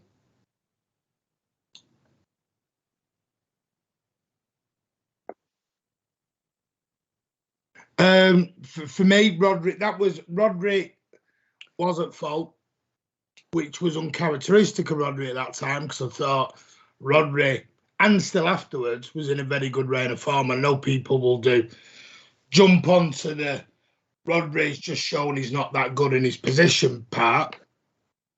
But I thought Cancelo, I thought Rodri, and you're spot on. The big thing I've always said is if you look, yes, they were positionally wrong. And we have this thing at City where our defenders back off. You watch how we defend sometimes. We literally stand and we run backwards. Has anyone noticed that, or is it just me? Especially I think that's what a lot of top defenders do at the current moment in time. Like when Van Dijk won Player of the Year, people said he won Player of the Year. He didn't get dribbled past once, and a lot of people just kind of said that's because he runs away from the ball every time. I know, but it's like when I did my FA, which is a long time ago now. You don't teach. Oh, by the way, run backwards. As long as you're facing the opposite way, run backwards. It's a different football now, mate. So what we're saying is defending Man, now. you taught Bam Bam and Pebbles how to play football, mate. You're a dinosaur. Different game these days. I know you can't. No, I'm sorry. Defending's defending. Whether it's 1992 or 2021, I couldn't give a damn. Defending is defending. Anyone know why Martin's arms are flailing wildly out of control? No, because I'm literally having this point of defending is defending. I don't care. You teach people how to defend, and running backwards, waving and smiling at your bloody forward, running at you, ain't defending. Sorry, but it isn't. That's showing you can run backwards fast. It depends how you're doing it. I think the worst thing you can do is jump in, make a tackle, and not make that tackle clean because the other team's behind you. One of the things I would say, that's something Otamendi used to do a lot. Like, Otamendi is kind of like Martin says, he would push up, dive in, make that tackle, and a lot of times he would get it wrong, and he would get absolutely slated for it. No, I'm not saying dive in. I'm saying stand him up, dance with him. You, as a defender, you're meant to lead the forward down your alleyway. The forward isn't meant to lead you. You lead him away from the goal. That's the idea. You are meant to be the lead dance partner and you lead them away from the goal. That's what you do. You don't sit there and go, yeah, run it in. Here's 20 yards. Have a shot whenever you fancy it. And Edison, I've had a look at it 3 or 4 times. Well, yeah, Martin is absolutely right. Martin is absolutely right about everything, mainly because it's the original point I made. Rodri, Laporte, and Diaz all showed Messi inside. Every single one of them showed Messi inside. So anyone who doesn't understand football, that is the clearly last thing Chris that you and do. Alan don't. That is the last. Well, we know Alan doesn't understand anything, but that is the last thing that you do in a game of football is show a player inside. You always try and put them onto their weaker side where they've got less strength. You put them onto their weaker foot and you show them away from goal. We did the exact opposite of that in that situation, and they scored. Fact. We literally opened the door for him. There you go. Chris, we can debate all day whether it was a good goal or not. It didn't really matter because it wasn't a game that mattered. And yeah. Well, okay. So let's move on. Let's move on to a game that absolutely did matter, and it's shown this team for the bang average mid-table team that they actually are. Oh, is Yusuf still there? Is he gone? I don't care whether he's here or not. You know, he's not there in the head clearly because he's a Liverpool fan. But yeah, let's go on to a game that actually did matter, shall we? Liverpool 2, Manchester City 2. If there's anyone in the world of football that doesn't believe that why I keep moaning about us not having a striker is still alive and still trying to chirp in, that game, the first half of that game with a striker, we scored 4 or 5 if we had a striker. Let's not be delusional about this. I think we dominated Liverpool first half more than we did Wickham second half. Oh, it was, and we've still got a bit of a mentality about Liverpool that we're going to lose, and we've lost 1 game in 8 there against Liverpool. We've actually, I think, 3 or 4 wins. Oh, don't say that, Rich. I tried to explain this to Martin. I can't remember. I think it was right after the game. I saw a tweet about this. I explained it to him on 4 or 5 occasions. He still didn't understand what that meant. So, I think we absolutely dominated Liverpool first half. We should have scored. We should have been 4 up. They were frightened of us. They were leggy. They lost their heads. Bernardo dribbled round 7 of their players and put Van Dijk on his backside. Yeah, well, he's Van only average Dijk defender does anyway. not look.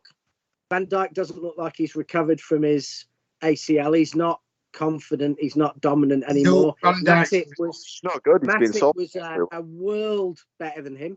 Matip was their best player, I thought, on the game. Despite Salah's goal, I thought Matip was the one who impressed me, and I just think it was a lost opportunity that we should have come away with another 3 or 4 goal win, and we didn't take our chances first half. And this is about not having a striker. I think did show the most. Somebody else is saying it, so it's not just me saying I know. Can I just say by the way? There's a lot of waffle merchants out there, especially Liverpool fans, but Jurgen Klopp even admitted that they were throwing in the towel after that first half. They were desperate for half time because they were completely outthought, outplayed everything. They were absolutely so deep in the mud. And the fact is, yeah, you said there Matip was their better centre half. You're not wrong. But Liverpool fans will say that Matip's like the Division 3 version of Van Dijk because they're absolute waffle merchants. But yeah, the one time Van Dijk was ran out all game, he fell flat on his face. Also, Yusuf, you say Cancelo did the same thing as Milner. Cancelo was actually booked for it. That's the shocking thing about that is that James Milner actually didn't get sent off. But the thing is, even with 11 men, even without James Milner getting sent off, Liverpool were in the mud the whole game. They got battered by us. They got absolutely battered by us. Yeah. And I think you got to remember for Liverpool to get anywhere in that game, it took a piece of brilliance by Mo Salah. Let's be straight. It was a piece of brilliance, but that's what it took to break us down. It was a poor. It wasn't the best finish because Edison said this. Edison should have saved it. Yeah, should have saved that all day long. But I think the first goal was world class. I'll be honest with you. I thought both shots by them were savable. I don't know about the first. Yeah, I can't. Addy's just said it in the chat there. A striker, if nothing else, provides another option, and I think that's the one thing we were lacking in that game was just another option. And there was an atmosphere, Andrew. I know a Blue who went, and literally it wasn't. You didn't even get the first 5 minutes. You had the CD playing. You had the CD playing at the start, and then we sang Blue Moon over it, and they just all went quiet, and then they got battered for 45 minutes. And the City fans bossed it. I have never seen such a fake. This is the fakest of fake results ever because the fact that Liverpool came out of it with a point is just unbelievable because in a boxing match, every towel on the planet would have been thrown in that first half. I'll tell you what, all you got to say is who was the happier of the managers at the end because it wasn't Pep. Well, yeah, it was Jurgen Klopp because he actually got something out of the game. Klopp and the Liverpool players were jumping for joy getting out of there at 2-2. Yeah. They were happy as anything. Should we be saying now that Anfield is possibly the worst atmosphere in the Premier League? That was one of the best Premier League games there has been for a fan or a neutral. It was a really good game, and there was silence for 85, 90 minutes of that game. There was utter silence. Can I tell you why there was silence? I don't know if the tourists were there filming the game on the cameras. But no, they're all at Old Trafford filming Ronaldo. Anfield is a myth. Can I tell you why, Rich? Can I tell you why they went silent?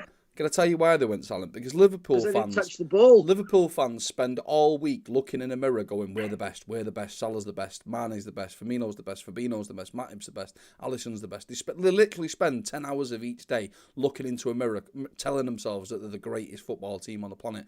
And then when it comes out to the match and they see that they're not, they're on their arse, mate. They don't know what to do at that point. Because they got outplayed, outthought, outfought, and they got absolutely pummeled from pillar to post. And they are the luckiest team in the world to have got a point out of that game. It was more atmosphere. Even your own manager, who is one of the prime waffle merchants in the world, said it. You were lucky. Yusuf, Mike, you're saying that. Tell me the last time you went to Anfield. Yusuf, you've probably never been to Anfield, and if you have, it was on a tour, and you still, after 3 or 4 weeks of me asking you where Stanley Park is, you still have got no idea where Stanley Park is. So, this is you. Yeah. You're one of the many thousands of people around the world that stands looking in a mirror going, we are the best, we are the best, we are the best, we are the best. Because it's just absolute waffle merchant stuff. Yeah. And when they go to the game, all you see with Liverpool fans is this. Hey, don't worry, because Yusuf will be fine. You'll never walk alone. All you could hear was Yusuf is Mo Salah will look very nice in black and white when he's on half a mil a week. Yeah, where's Stanley Park, Yusuf? Where is Stanley Park? Go on, where is it? Go on, just once. Yeah, exactly. Waffle.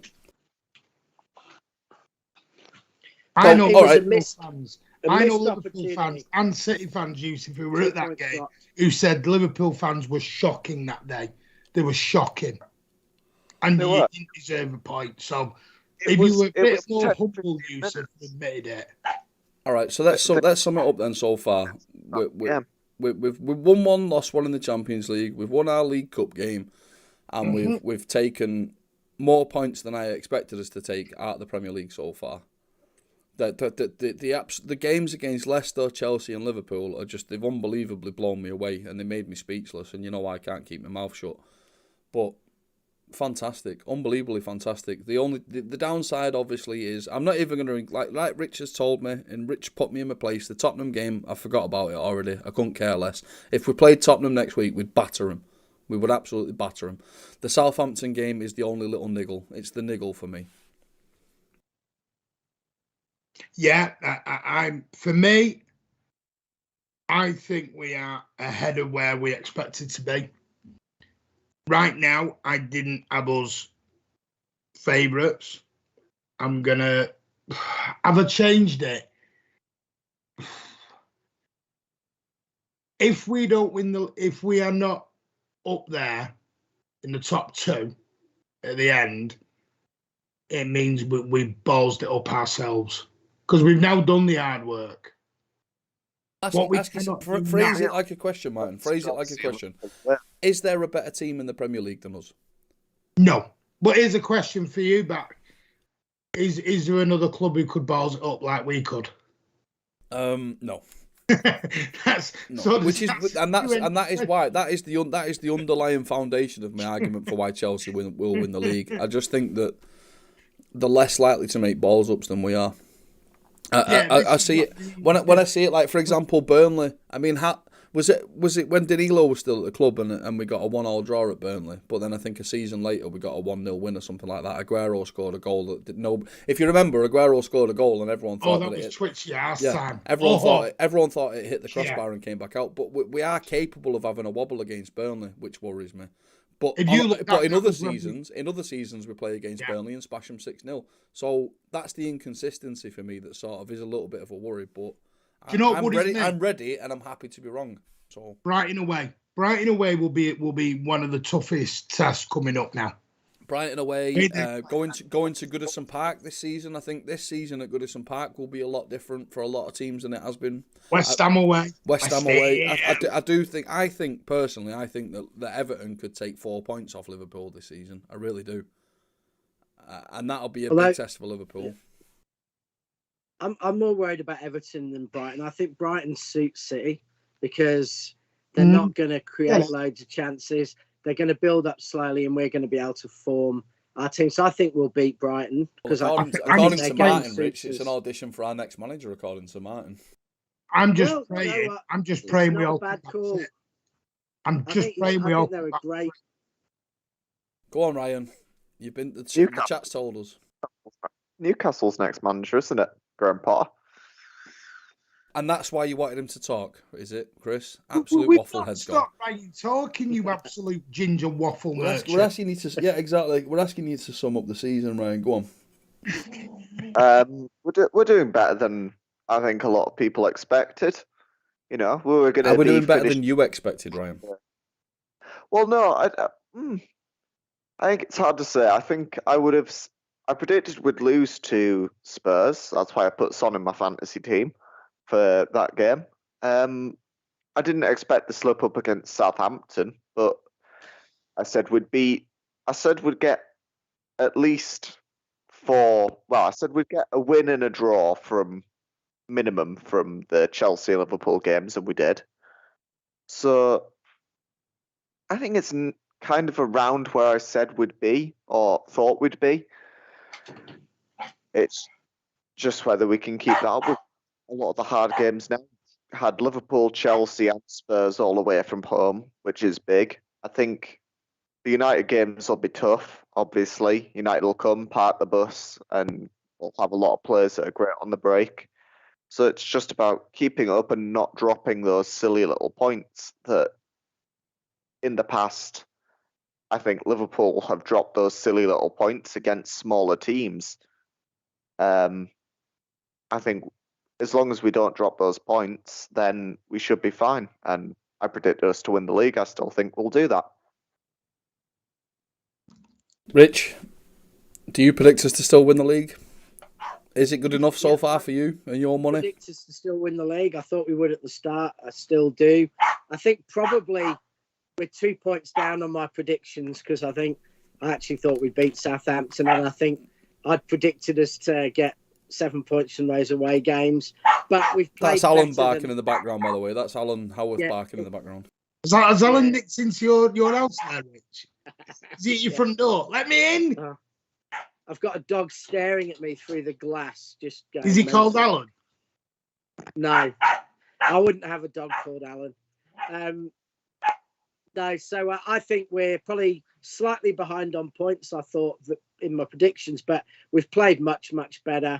And I think we've had the overriding fact is we've been away to Spurs, away to Leicester, away to Liverpool, away to Chelsea, which are probably 4 of our 5 hardest away games, bearing in mind our record at the new White Hart Lane.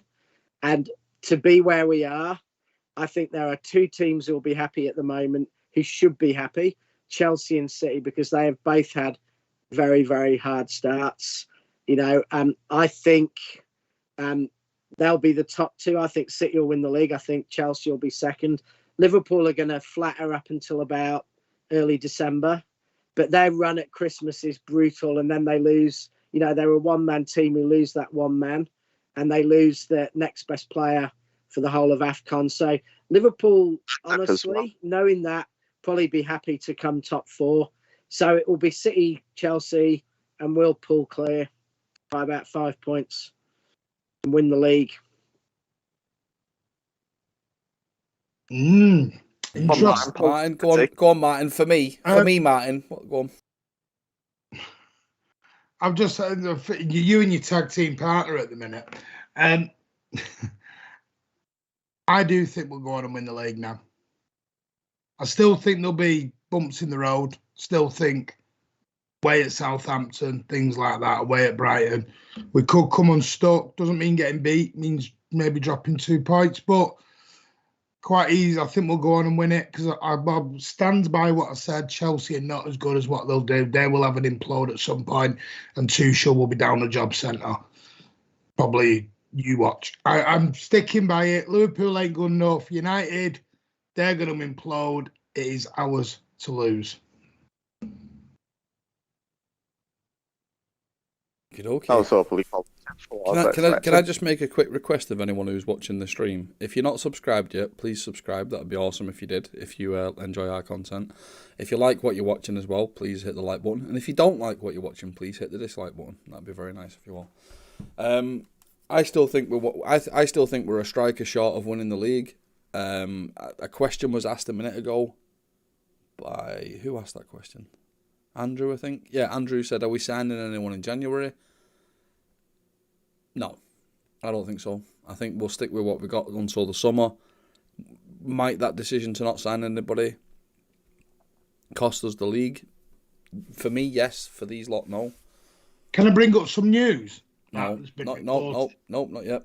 No. You can do that in your final thoughts, Martin. Will it cost us the big competition, the Premier League? I think it will ultimately over the course of a season. And the same for the Champions League. I think in a knockout game, a difficult knockout game, like Paris Saint-Germain's not a difficult knockout game for me, but I think there are difficult potential opposition we could face where we could come out of it not scoring goals simply because we haven't got an out-and-out striker. I think that will cost us over the course of the season. But as far as these 8-10 fixtures that we've had already this season have gone, I couldn't ask for anything more. We've absolutely smashed all of my expectations. And I am more of a half-empty glass kind of person. But it's still not put me to a half-full kind of glass person, but it has absolutely surprised me beyond belief. So I'm very, very happy. Do you want to carry on with what you were about to say, Martin, with your breaking news? Well, it's not breaking, it's just rumoured at the moment. Well, then it's not news then, is it? No, listen, well, I won't say it then. I thought they'd get you excited. Sure. Because apparently Haaland's deal with Nike's up and apparently Puma want to sign him.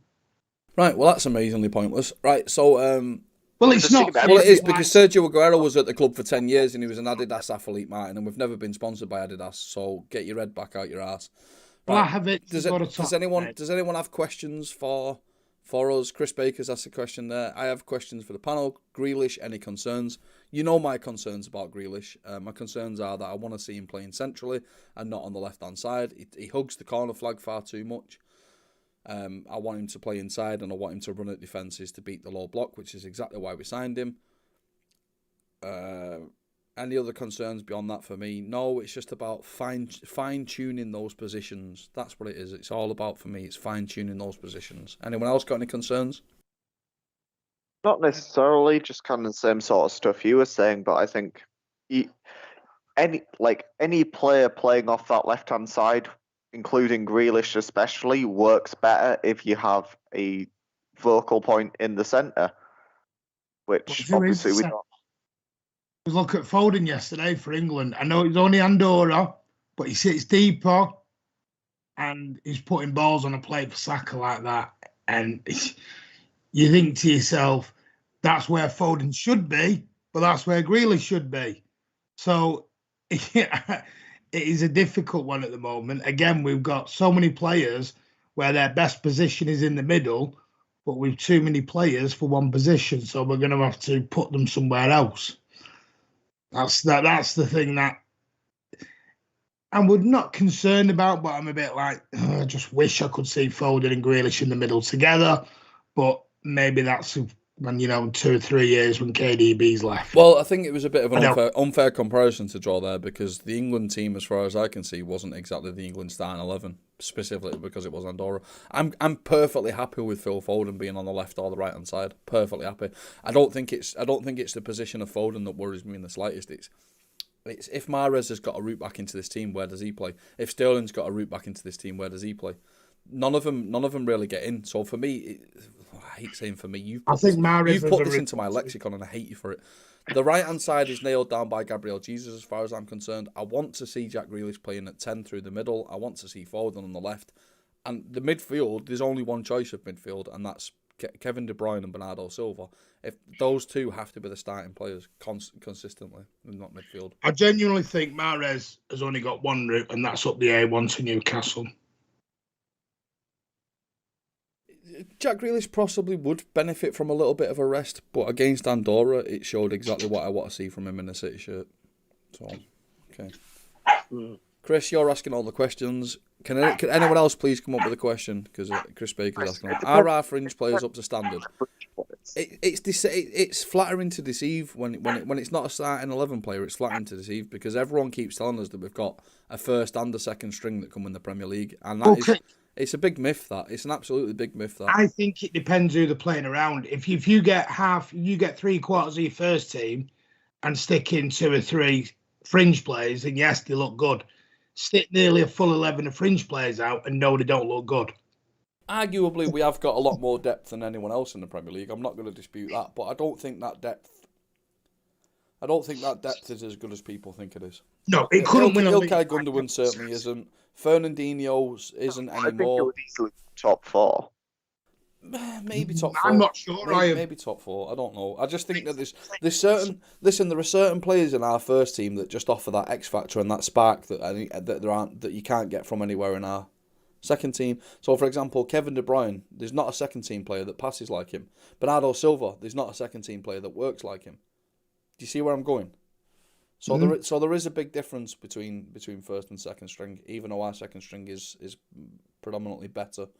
Rich? I think we got a fairly strong second string. I certainly think it's probably the strongest in the Premier League, but it's not as good as the rumours. I think we are getting to a point where I'm actually worried about how we play when we rest Bernardo, because I think he's becoming so key to us as the player with the intelligence and the energy, the fitness and the ability to link our midfield all together, that I'm quite worried about how we will play when Bernardo has to have an inevitable rest. Because I on paper, you might say Gundogan, De Bruyne, Rodri looks a brilliant midfield, but it doesn't have that discipline.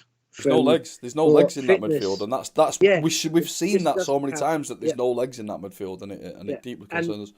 And that's what worries me is that I think we need another Bernardo. We need someone else. Impossible. When we sign Fernandinho's replacement, we need someone who can be an apprentice Bernardo and be that pivot, be that attacker, go everywhere, do everything, because he just links the team together. And I genuinely think Bernardo is now one of the top 3 or 4 footballers on the planet. I just completely and agree. Everyone talks about De Bruyne. People talk about Foden. I think Bernardo's our best player. Yeah, I really do. Absolutely. Bernard, for me, the order is Bernardo, Foden, Kevin De Bruyne. I've got one. There's an excellent question from Addy in the chat, which I'm going to read in a second. However, and Ryan's going to absolutely have kittens answering the question. I've got a little bit of a fun thing for you to try that I found out the other day. So, did you know that Martin? I want you to try and touch your shoulder blade with your fingernails. I don't have fingernails. Well, with your finger, yeah, all right, with your finger. Try and touch your shoulder blade with your fingernails. I just want you to try it. Anyone Well, why can try is it just me? Why No, is that? well, Ryan and Rich try it as well. I want you to try it. It's a really fun thing. Try and touch your shoulder blade with your fingernails.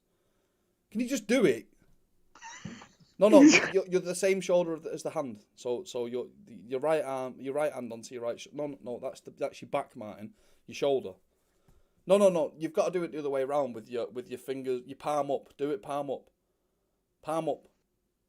Hello, sailor. Yeah, I was waiting for that. Ooh, anyway, sorry, that was a joke that took far too long. People need to be more compliant. That totally killed that, didn't it? Well, the other hello, sailor. So, I mean, the big question is, how do we actually keep Bernardo? I mean, I'm wondering if we should buy the Real Sun Centre and maybe just kit it out for Bernardo as a little Portugal in North Wales he can pop to for the weekend or something, because we've got to keep I'd love him. to see. No, it still worries me with Pep's comment. Pep won't kill it dead. Even 2 weeks ago, he's at it. Well, if he's going to leave, good. It's like, shut up. You just lock him in a room. Yeah. He's not going anywhere. Right, let's get to Addy's question then. Sancho, is Sancho's flop enough to finally make Ryan admit that the Bundesliga is an unwatchable farmers league, and will Ryan be picking carrots this weekend? Listen, is Sancho a flop at Man United so far? Will he be a flop over his duration of his career? Not so sure. I think it's a bit of good news for us, the fact that we let someone like him go, and it has turned out to be a little bit of an overrated star. But Ryan, German league, is it in the mud? No, we're 7 games into the league season. I mean, it's understandable that any player is going to take time to adjust to that. Like, when you look at Kai Havertz last season, he came to Chelsea for 72 million, and it wasn't until right at the end of the season where he started to pick up form. And regardless of that, I've never claimed that the Bundesliga in itself is immense in terms of quality. It's a league where a lot of youngsters get a lot of game time. You see a lot of talent come through, which is why so many young players want to go to that league. And I think that the Bundesliga is a better league for development of younger players than the Premier League is, because I think there is a bigger gap between the top teams in the Bundesliga than there is the bottom teams. Whereas in the Premier League, there are 6, maybe 8, even 10 teams that will turn up each week. They might not win each week, but they'll certainly turn up. Whereas in Germany, to me, there's about 3 or 4 teams that'll turn up each week. So I think it's an easier ride to develop your talent. Every week. But, like, as I've said before, anyone from probably around, maybe not 7th, probably from around 8th to 18th, pretty much anyone in that area can get relegated. There was the season where Cologne got into the Europa League one season. I can't remember where it was we finished, but we got Europa League, beat Arsenal in the Europa League, or got a draw. I can't remember what it was specifically.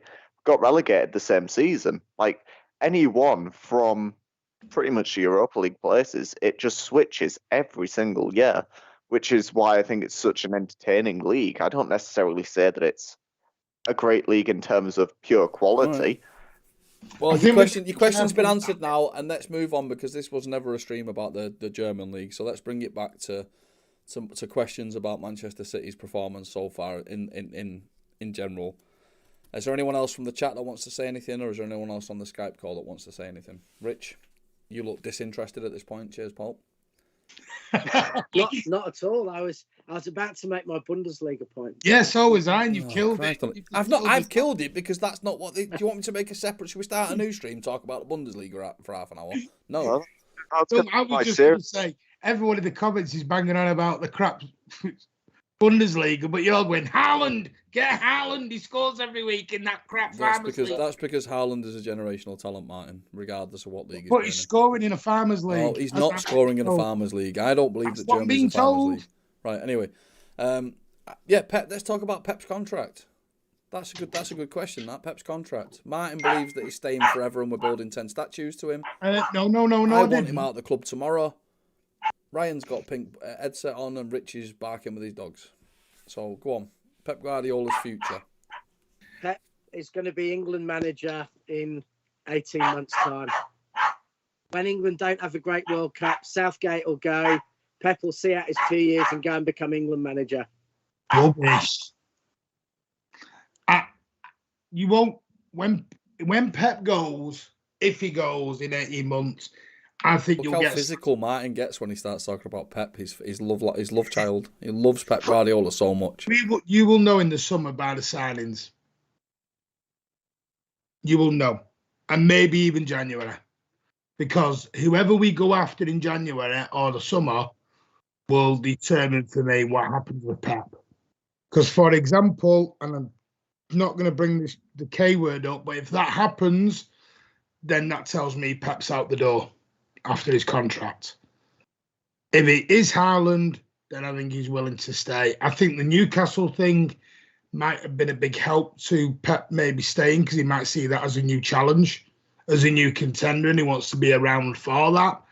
But on the other hand, I wouldn't be surprised if he did say, I've done 6-7 years, because you've got to remember he has been through a lot in the last 18 months himself. He's sadly lost his mother. And trust me, he won't have had any time with the amount of football that's going on to probably even process that properly. I think Martin's actually got a quite valid point there for once. Chris, you're writing it off as waffle, but I'm sort of going to back him a little bit on what he's saying. Hold on. If Manchester United get a better manager, that's one challenge. If Newcastle next season get a half-decent team, that's another challenge. Arsenal are on the way back.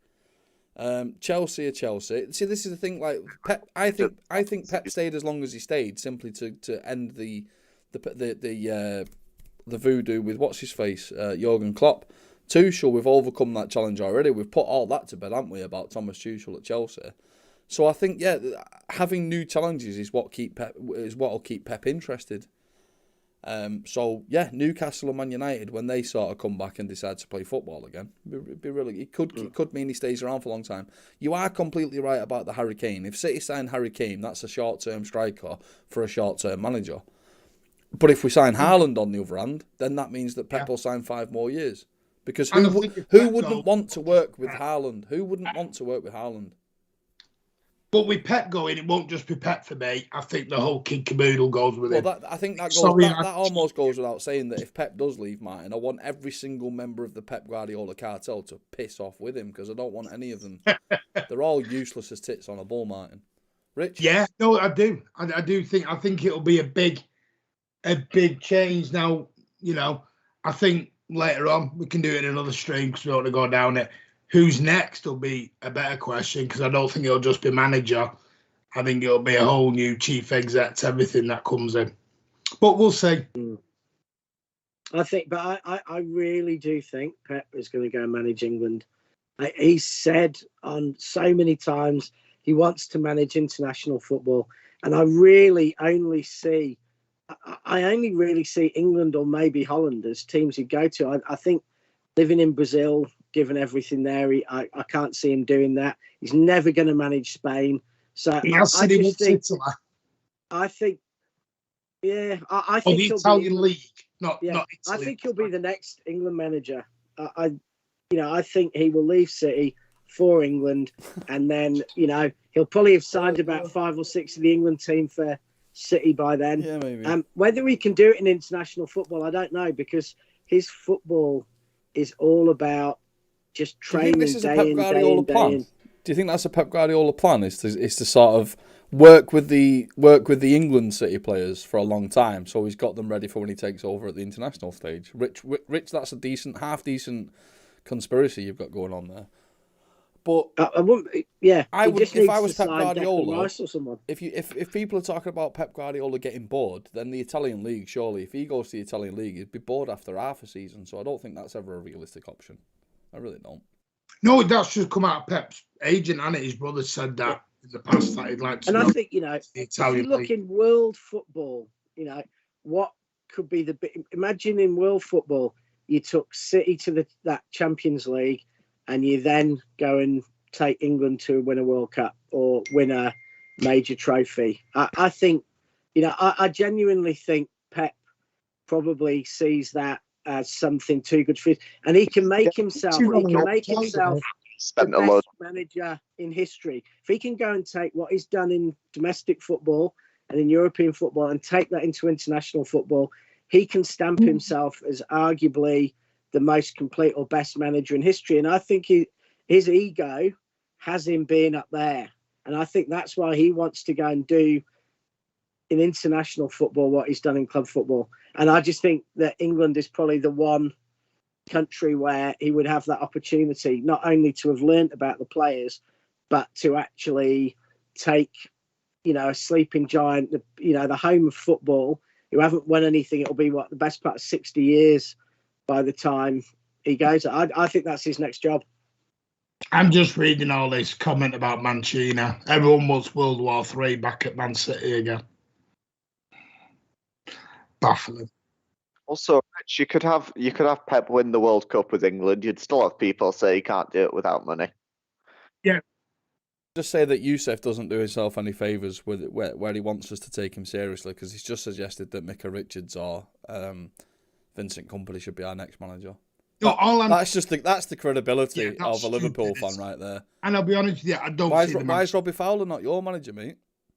I disagree. If I was a Liverpool fan, I would want that to be the case.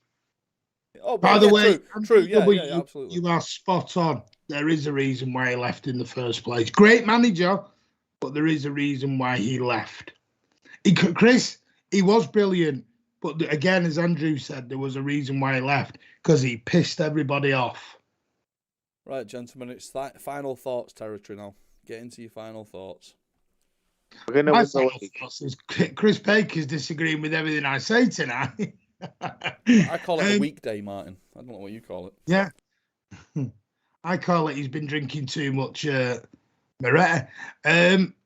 For me, I think it's really good first part of the season, and I think we'll go on to win the league in the end. I think there'll be bumps in the road, but I think we'll win the league probably about 5 or 10 points in the end. I already said we're going to win the league. Yeah, you're half right, Martin. We're going to win the league by 5 points. And now Rob will bring it back down to earth by being really negative and saying we're not going to win. I agree with what Addy's just said. He gets the vibe that Pep knows he will never get any. But yeah, Pep. This is why I call it Pep Guardiola FC, because Pep has got everything as he wants it. He is a spoilt child at Christmas, which is why you see the occasional wobbles and spitting of dummies out. But yeah, there is no other club on earth that could provide Pep Guardiola the resources and the time that Manchester City have afforded him. No. To wrap it up, have things happened in the last couple of months that are beyond my expectations? Absolutely. We've had some fantastic results. But there's still that little niggle of games like Southampton that have sort of killed my hopes a little bit. I think over the course of the rest of the season, I still think Chelsea will win the league by a point or 2 points. There'll be no team winning it by 5 to 10 to 15 points. I think it's going to be very close and it's going to go down to the wire. And I think Chelsea, just because of the addition of Romelu Lukaku up front, will just nick it off us. They'll just pip us to the post. It could go to the second or third game to the end of the season, or it could even go down to the last day. And how great would, just as a pure footballing perspective, how great would that be if it gets taken to the last game of the season? Be wonderful, wouldn't it, for all of us? Just imagine it, us, Chelsea. So either way, if we win or lose the title this season, either way, if it goes down to the last couple of games of the season, We'll all be winners. We really will be, because that's what the sport needs. What are you laughing at, Rich? It's true. We will all be winners, because that's what's great about football. That's what's great about English football. Those seasons where it goes down to the last day of the season, we won't all be winners. United weren't winners in 2012. Rich, is this the part when we all break out into song? You know, I think Rob's just given us a rah-rah speech that we all break out into song and a come by our moment now. Yeah. As for the other competitions, Stan, you know how seriously I take the Carabao Cup. I love the Carabao Cup. It's one of my favourite days out in February. I would definitely like to see us win the FA Cup this season. I'd love to win the FA Cup this season. I'd love us to win that more. I don't think we won it enough. And the Champions League, well, we all know about the Champions League. It is the same. It's in the same category as the League Cup and the FA Cup. It's pure chance who wins that one to a certain point. Yusuf, I can't take anything you say anymore. Yeah, Alex Ferguson, the greatest Premier League manager of all time, spent 26 seasons and got nowhere near 100 points. So, yeah. Your mid-table version of Tony Pulis from Germany is never going to get anywhere near 100 points. And Steven Gerrard, the man doesn't even know how to win an English title. Oh, I'm waiting now. We got 97 points 2 years ago. I'm waiting for that. Right, great. You're more of a threat than Chelsea. Well, a 10-man Chelsea took a point off you at Anfield, and we battered you at Anfield. So. And you're going to lose. Let's be realistic, Yusuf. You're going to lose your main players in January. Let's be realistic. Right. Ladies and gentlemen, I've had a lot of fun doing this again. This was a little bit of an impromptu stream, organised by a guy that's not even on the stream, so that's fantastic. Tell your friends, tell your neighbours, tell your worst enemies to come and watch this. Thank you very much for joining us. Final thoughts, gentlemen? Just big thank you to everyone for joining us. It's been fantastic again. Really good one. Big thank you to Rich and Ryan for joining us. Especially Rich, getting up at silly o'clock in the morning, and anyone else who's got up silly o'clock. Thank you very much. And thank you to all the mods as well. And thank you to Roberto for...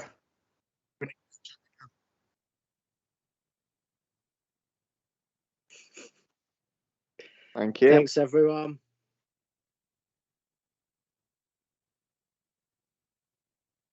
I've only made one person a mod. Rob's done all the others. Thanks, everybody. Goodbye. Can I have a budgie? Bye.